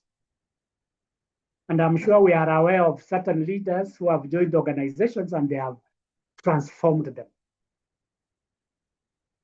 And this is what we look for in terms of leadership development. When a person has been promoted to a higher position, be it in finance, human resource, or ICT, we expect that they bring value to our organizations. And therefore, how do we understand this concept of leadership development? It's about measurement of value achieved from training and development investments. Value. And I will talk about this value in the next few minutes. Secondly, the purpose. What is the purpose of measuring leadership development? Is to determine the impact of leadership development programs. And here we are looking at positive impact, that an effective leader is one who brings a positive impact to the organization. If it's a department, the department performs well, generates revenue, or saves cost, or helps to retain employees, because all leaders have different talents in terms of managing people. So positive impact in terms of leadership programs. For example, training. What's the impact of that training? So that next time, if the training did not add value, we change and look for mentorship. Or if it is mentorship that has failed, we go into coaching and you talk about leadership coaching. I believe some of us are leadership coaches and therefore are able to coach leaders in terms of performance, interpersonal skills, communication, vision creating, and others, so that they become better in managing organizations. And what are the areas that are covered in leadership development, or what could we use? Coaching, mentorship, training, or capacity building. I remember I worked in Somalia for some time, and part of our mandate was to build capacity for the leadership of the transitional federal government of Somalia. And in capacity building, we were looking at the executive arm of government, starting with the DGs. These are director generals and are equivalent of the PSS in Kenya, permanent secretaries.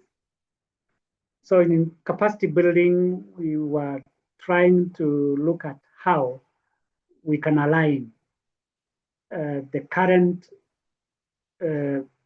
personnel or human resources in government in terms of, and again, map it with its mission, vision, and core values, so that we have a functioning government.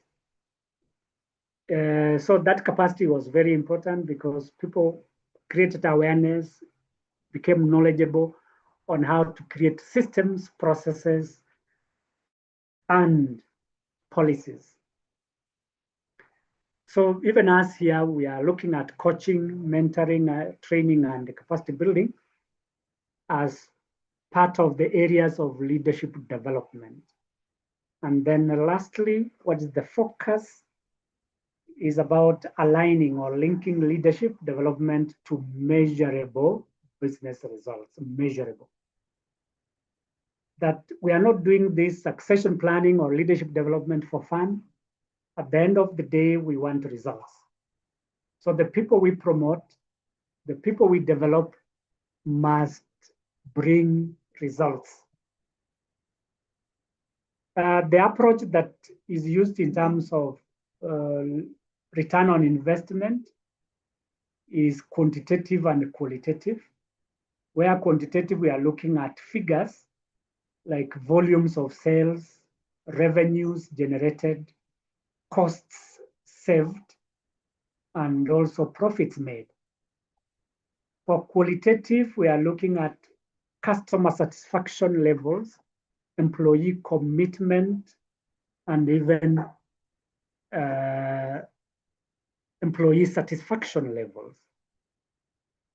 Those are qualitative methods to assess effectiveness. What's the outcome? Is evidence-based justification. That yes, we have developed our leaders for purposes of promotion. How can we justify the investment? We can justify the investment by looking at the results they produce.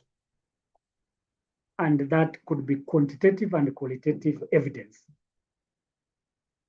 What are the key metrics? Now, these are the measures used in measuring return on investment.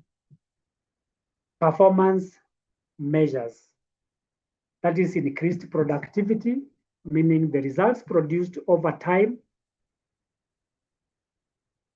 And you can do it per individual or per department or per organization.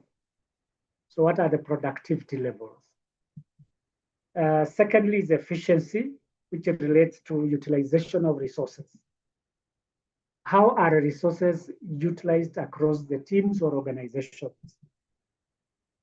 An efficient manager is one who utilizes optimum resources. I can't say minimum, optimum. So that there is no wastage of resources, so that there are superior results to ensure that the organization grows and survives.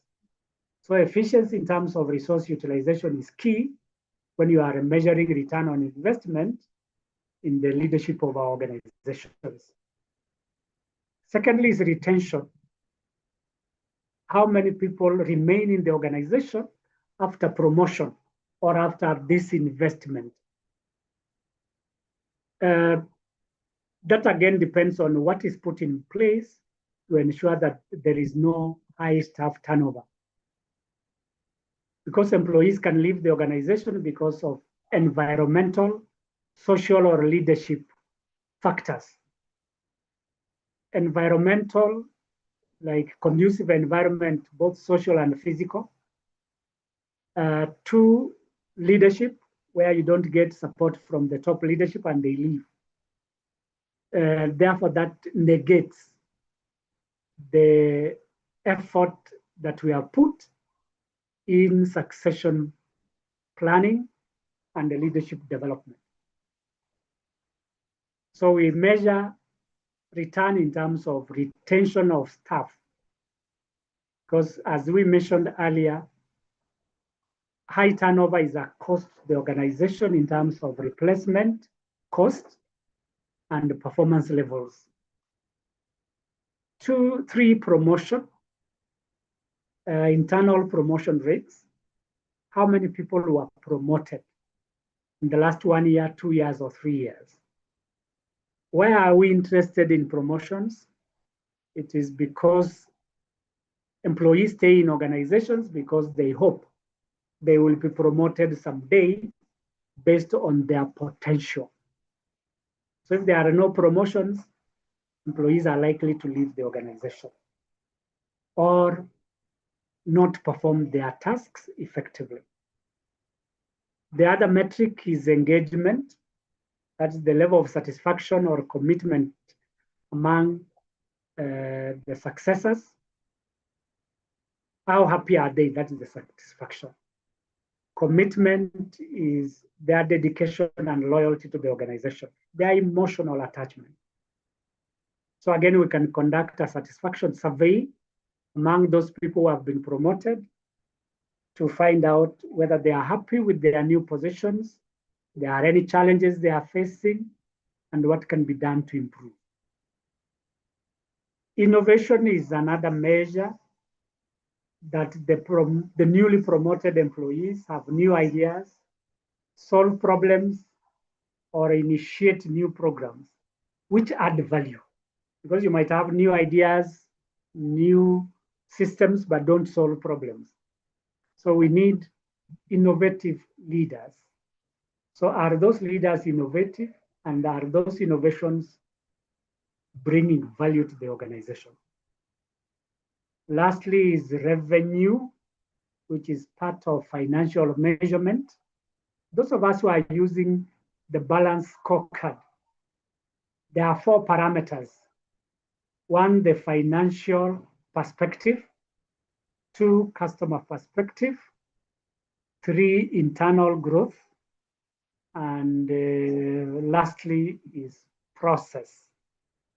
Looking at the financial aspect, a good leader is one who is efficient so that there are no wastages of resources. 2, a good leader is one who helps to generate revenue. And that's where revenue comes in. As HR manager, we also have a role to play in revenue generation. 1, by ensuring that we hire people who are qualified. 2, we train people on the revenue generation. 3, we reward people to be motivated so that they can generate revenue. And 4, we create a culture of teamwork and support which can encourage revenue generation. Today we are talking about culture and leadership management. So we create an environment where there is teamwork, where there is growth. What methods do we use to measure performance or arrive at these metrics? That is performance metrics, retention, and others. What are the methods? We can use pre-post. What does that mean? Pre is before we engaged in leadership development, and post is up after. What was the performance like before, and what was the performance like after? And this is where the benefit is. So if we found that an employee was missing targets, was wasting resources, or was facing difficulties in performing their work, after that training, mentorship, or coaching program, we should find out whether there is an improvement. So if we are developing our management team, we compare performance pre or prior and performance after the investment. 2, we conduct surveys. Surveys could be questionnaires or interviews, so that we ask participants what they are doing, how they are doing it, what results they are producing, and also ensuring that they are doing it what is right. So get feedback on what they are doing, how they are doing it, challenges, and how they can be supported. KPIs are very important today. Everybody is talking about KPI, the key performance indicators, either at the individual level, sectional level, departmental or organizational level. If you are the HR manager, your KPI in recruitment could be hiring quality employees. If that is your KPI, at the end of our recruitment process, we can conduct a survey to find out the quality of hires. And a quality hire is one who has the following characteristics. 1, performs their tasks. 2, is a team player. 3, produces desired results. That's how we can measure the quality of new hires. So as a HR department, we are looking at a KPI like quality outcome. At the organizational level, we are looking at total revenue generation, productivity levels, or even retention levels. And then another measurement method, which I recommended to Nelly, you benchmark. Compare yourself with other companies in the industry to find out how they measure the effectiveness of their leadership development programs. Where do we do this? 1, we want to be competitive. And 3, we want to improve our own systems, not necessarily by copying, but also borrowing best practices. And then second last is case study. In our next topic or subtopic this morning, we are looking at talent development case study. We may not look at a specific case study, but I will highlight what is required for us to ensure efficient and effective talent and leadership development. So case studies are important. We identify those leaders who have been successful and use them as learning points. And even where people have failed, they become lessons. What lessons do we learn? Then using analytics, we are in that space of data analytics, whether in HR, in finance, and others. So we should equip ourselves with analytical skills, where we are using data to make informed decisions. And I mentioned earlier, you can do human capital analysis as part of analytics. You can do human resource audit, that's part of analytics. You can use skill gap analysis, that's part of analytics, where we are getting qualitative and quantitative data on the basis of which you can make decisions. And then, why do we need to develop our leaders? And again, in line with our leadership pipeline management. Number one is leadership capability by way of enhancing skills, knowledge, and effectiveness for current and future leaders. That through training, through mentorship, through coaching, our current leaders acquire skills. And even going forward into the future, we know what skills are required in the future. Like AI or data analytics, we prepare them adequately. Another benefit is stronger decision making. And again, this requires data that we can confidently make fast, timely, and informed decisions based on data. So again, in leadership development, we do measurements to see how well we are doing in this investment so that we can make decisions. And people who are adequately prepared in terms of leadership, they can make good decisions. Employee engagement is about motivation, commitment, and morale. Though there is another way of looking at employee engagement, that is to what extent they participate in organizational programs, processes, and activities. But in terms of retention, when we invest in our employees, they become motivated, morale increases, and they become committed, and they become better leaders.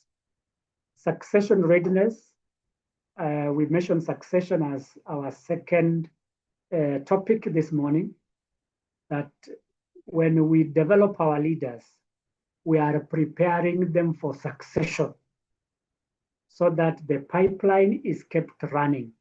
It doesn't become dry. And therefore, the need for continuous investment in people. CIIP, continuous investment in people. And that is how we can show our commitment to the employees, that we care for them in terms of their careers, we care for them in terms of their growth, and we also care for them in terms of reward. Second last is organizational performance. And again, we develop our leadership team so that we can enhance their productivity, efficiency, and achievement of business objectives. People who are adequately developed through training, through mentorship, perform better than those who are not. So that is why we are looking at leadership development as a benefit to the organization. Lastly is growth and innovation, that when we take employees for leadership development programs, either locally or internationally, they come back as creative thinkers, problem solvers, and confident improvement people, continuous improvement people, which is key to the success of the organization. As they argue that if you stop innovating, you start dying. And this can be applied at the individual, departmental, or organizational level. We must be innovative in terms of our systems, processes, and procedures. Through these innovations, we are able to cut costs, improve our performance, and achieve sustainable organizational growth. So those are some of the benefits we derive from investing in our leadership. And again, I will invite all of us to make their comments or ask questions related to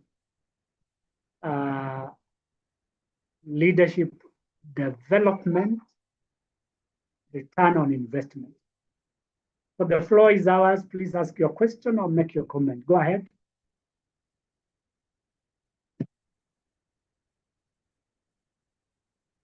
Jane, Siwa, if you are there, go ahead. How are you? I'm fine, Jane. Yeah. Now I have followed through the session. Yes. And sorry, I'm losing you, your network. Oh, hello, Jane? I'm saying I followed through the session. Yes. I have followed through the session. Yes, go ahead. And I have an observation that I have made generally as regards to succession planning, especially in terms of leadership for ease of transition and stability of organization. Yes. The government of Kenya, yes, the mainstream government,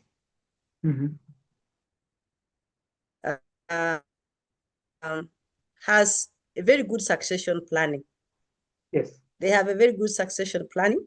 And some well-established companies also have a good succession planning. Yes. But when you look at what is currently happening in Kenya, when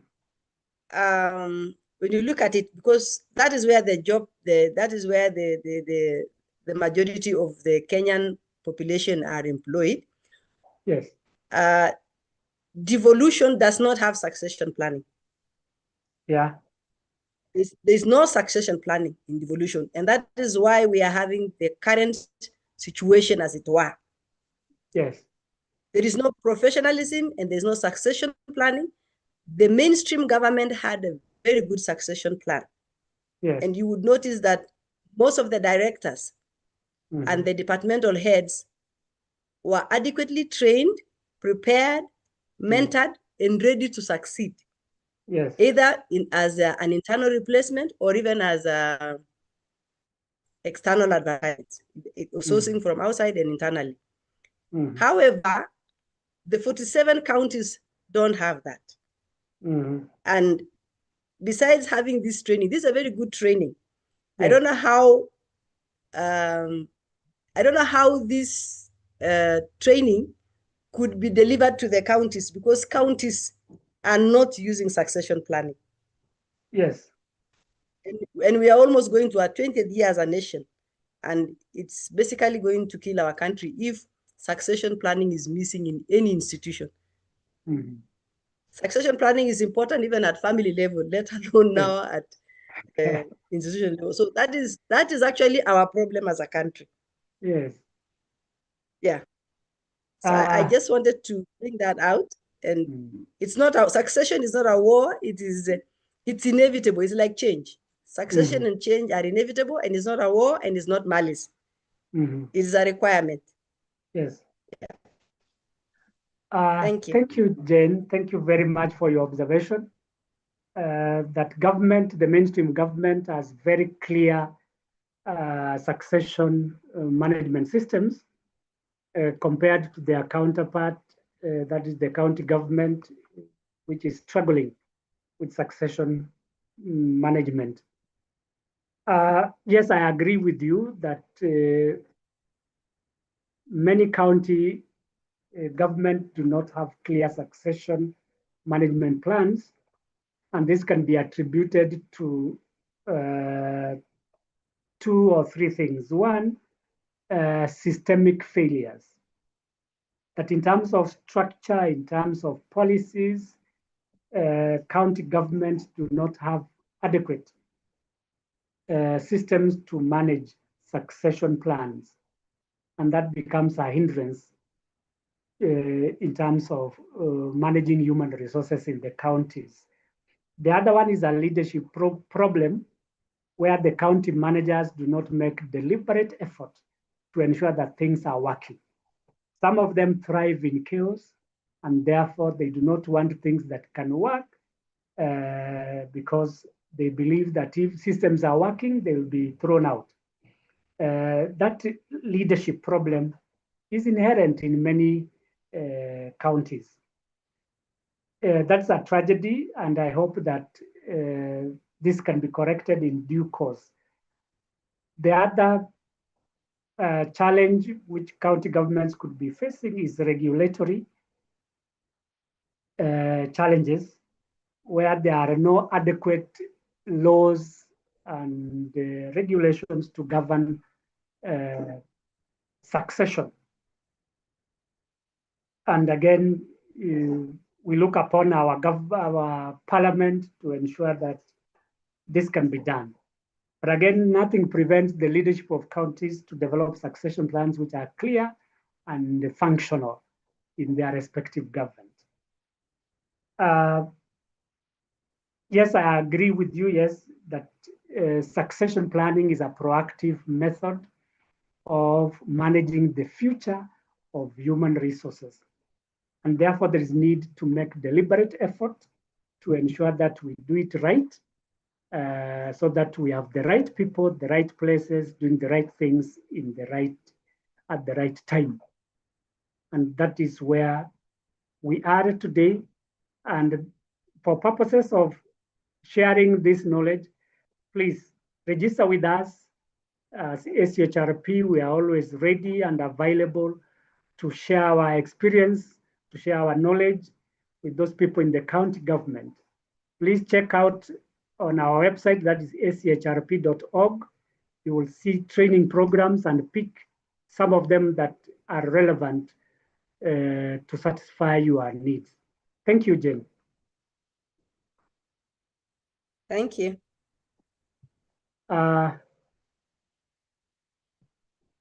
Anybody else with a question or a comment? Go ahead.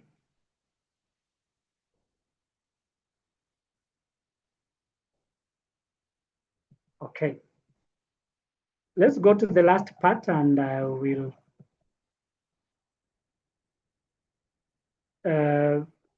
be precise. That is succession failure. That sometimes we conduct succession plans in the hope that they will succeed. But in some cases, they don't. And there are quite a number of reasons that may lead to this failure, which I will discuss in the next few minutes. So what is this succession failure? This is when organizations lack prepared successors, that there are no suitably qualified candidates to occupy senior positions,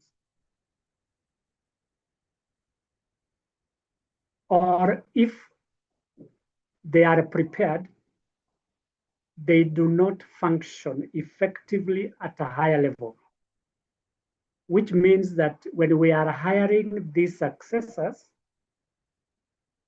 the predictive validity of our selection criteria could have been at question. Probably we selected the wrong person to occupy a senior position, and that leads to failure. What are the indicators of failure? One, leadership gaps, meaning that there are positions that are vacant for some time because there are no people to fill them. But again, because of politics in some organizations, some positions may remain vacant because of vested interests. You go through the process of recruitment and selection, you present 3 names to the appointing authority. The appointing authority declines and says, go back to the drawing board. I don't see the right people here. But at the back of his or her mind, there's somebody they are looking for. That is interference. And it's common in many organizations. 2, declining morale, that people are not promoted. may not be enthusiastic to perform their roles effectively because there are no opportunities for them for growth. Reduced performance, because why are you working if you cannot grow? To what end are we working if we can't be promoted? All of us look forward to a promotion so that we can exercise our skills, knowledge, and experience at a higher level. If those plans are not available or opportunities are not available, our performance reduces and we will always looking for opportunities elsewhere, and that increases turnover. What are the consequences of succession failures? Financial losses. You can imagine you have spent a lot of money preparing employees for senior position and they don't perform. Or people not performing well and they cannot generate revenue, financial loss. Or make poor decisions because they have not been adequately prepared, financial loss. Reputational damage, we all have a name at the individual and organizational level that we need to defend. Organizations that do not have clear succession plans earn themselves a negative image in the eye of the public. So nobody will be interested joining an organization which does not give its employees opportunities for growth. So that reputation is dented because there are no growth opportunities and nobody wants to join. And lastly, reduce stakeholder confidence. Who are the stakeholders? 1, employees. 2, customers. 3, shareholders. And lastly, the community. So the community may refuse to cooperate because there are no opportunities for them to work in the organization. Or if they are limited. Another aspect on succession failure is risk exposure. That when there are no adequate succession plans, our organizations become vulnerable. Vulnerable in the sense that they are not able to adapt quickly to changes in the environment. 2, they are not able to attract high quality employees. And 3, they become unstable.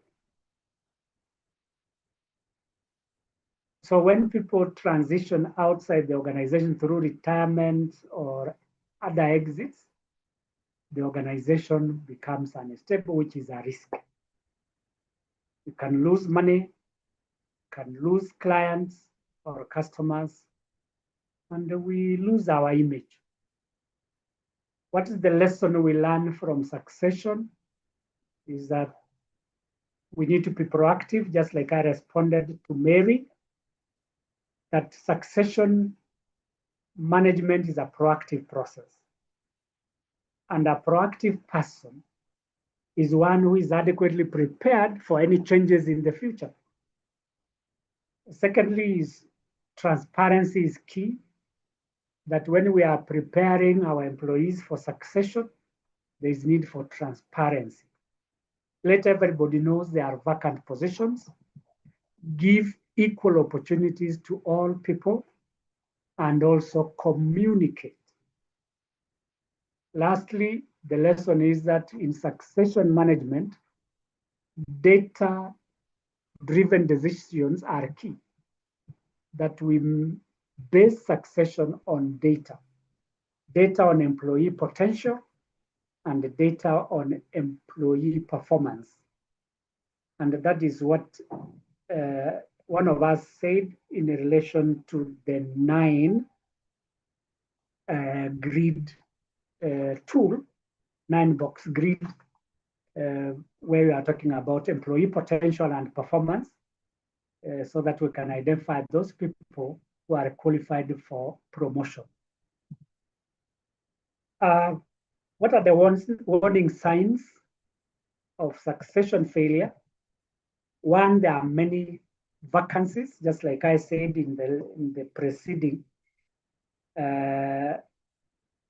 slide. If you look at bullet 2, leadership gaps. So vacancies are gaps which are not filled for a long time, which can be a potential crisis for the organization. Morale, again, when people are not promoted or are not developed, their morale is reduced. Performance, people don't perform to expected levels. There are high levels of employee turnover, conflicts because of power struggles. There are organizations where people are fighting to occupy senior positions. This can be attributed to lack of effective succession plans, so that those wrangles are reduced. Confusion is another warning, where there is lack of clarity in terms of leadership roles. Either they are duplicated or they are not clear on who is supposed to do what. And that can be attributed to, one, failure to conduct a job analysis, and two, unclear JDs. And that is where the confusion arises from. What are the causes of succession failure? One, no bench strength. By bench strength, we mean those people already in the organization who could be considered for promotion or succession. That bench is weak if they don't have the relevant skills, the relevant experience, relevant knowledge. So those internal successors do not have what it takes to be promoted. Poor identification. Again, if you don't identify the person who has potential, it becomes difficult. Therefore, succession failure arises. Or those qualified persons are overlooked. I know in some organizations where very hardworking, performing, and committed employees are overlooked, and only junior staff with no or little experience are promoted. This is discouraging and can cause failure. Those people can sabotage this process. And development, we talked about management development in terms of training, mentorship, and coaching. If the organization does not in its leadership, then there is weak development. Flight risk, employees may leave the organization when there are no growth opportunities in terms of skills and in terms of positions. Lack of accountability is another case where organizational leaders do not prepare adequate succession plans and prioritize their goals. And again, in organizations where there are clear KPIs, this accountability should come out clearly. That you have a KPI to achieve, and your KPI will be measured in terms of the return on investment of the people that you have promoted or you have invested in. And lastly, no measurement, where we said that at the end of development programs or at the end of a succession plan, we need to measure the outcomes. Is there an improvement or not? And if not, what were the causes and what needs to be done? Meaning that there should be continuous monitoring of our leadership development and succession management. What are the consequences of failure as we finish? Leadership vacuum, and I warned that nature does not entertain vacuums. That is a recipe for disaster, which can be uncontrollable. So if there is no adequate or clear succession plan, there will be a leadership vacuum, meaning that there is nobody to direct the organization or department. There will be errors. There will be no vision. Operational disruption. It is the leaders of an organization that direct employees on what to do, when, and how, meaning that critical projects may fail if we do not have experienced leaders at the top of a department, a section, or organization. Talent loss, which I've talked about, is about turnover, employees, top talent leaving because there are no growth opportunities. Reputational damage, the name of the organization, which affects the stakeholder confidence in the organization, or even customers may leave. For example, today there is a good manager in an organization and the customers used to go there and they have their problem solved. If the manager leaves and the customers come and they find another one who is not performing, that damages the reputation. So the customers are not likely to come back because their confidence is lost. Financial costs, especially during emergency exits, we may have to advertise and others, which is a cost.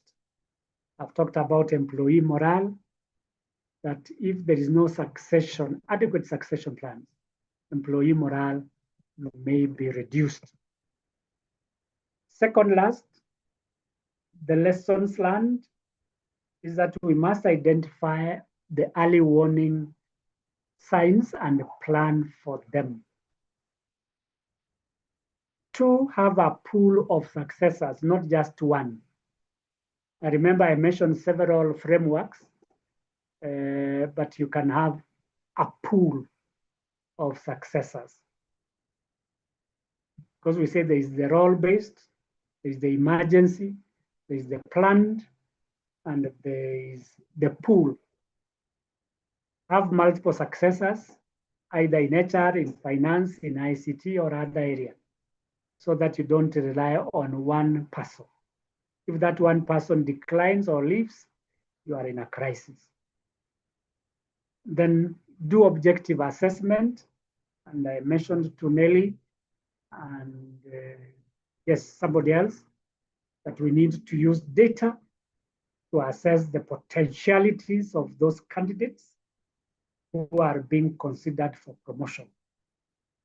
There should be no biasness, and therefore our decisions must be data-driven. Another lesson is that there is need for development investment, without which we may not successfully prepare people for promotion. Board involvement, especially for the participant who mentioned general manager's position. So the board should be involved so that they provide oversight and governance to the organization. And lastly, as a culture, we must promote transparency through open communication and also creating a free environment.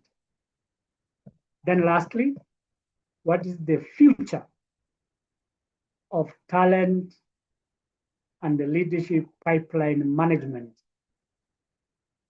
We can't run away from this. Data-driven decisions.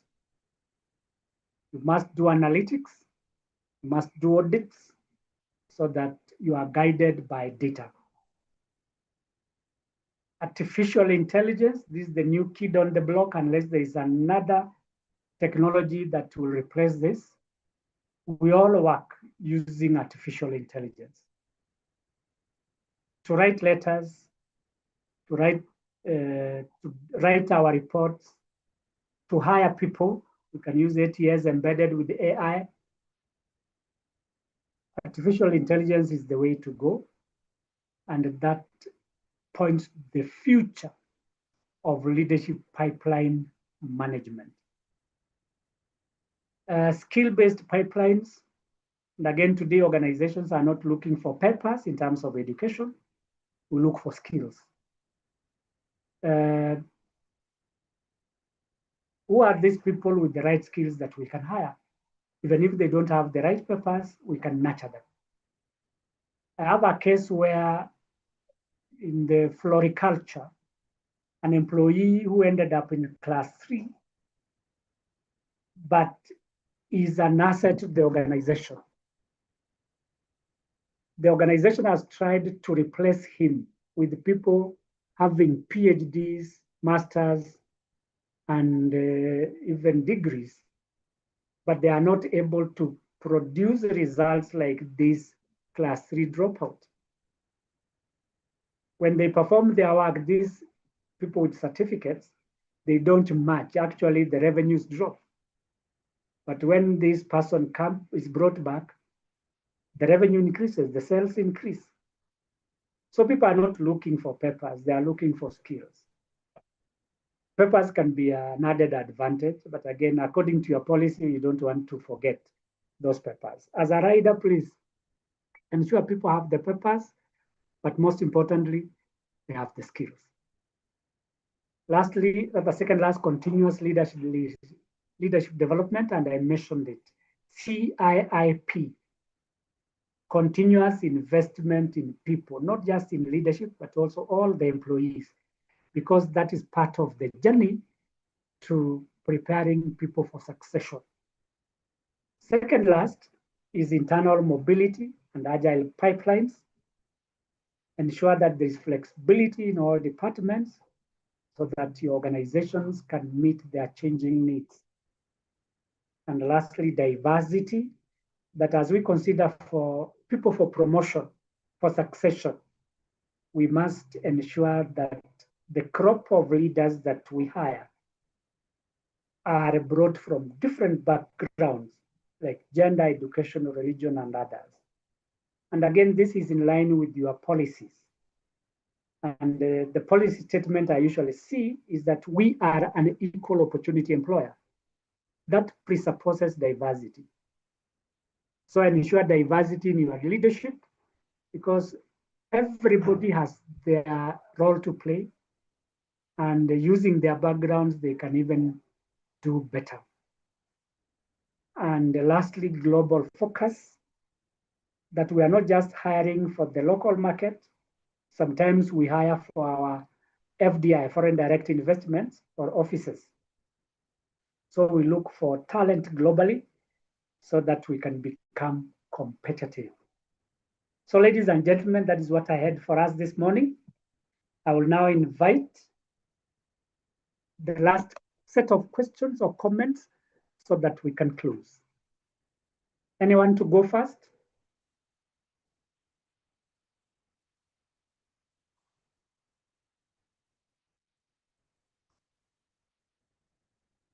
Somebody with a hand up, please go ahead.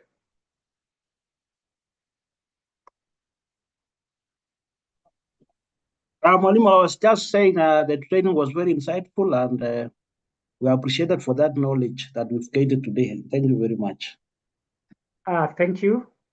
And I'm happy that you have gained some insights. Anybody else?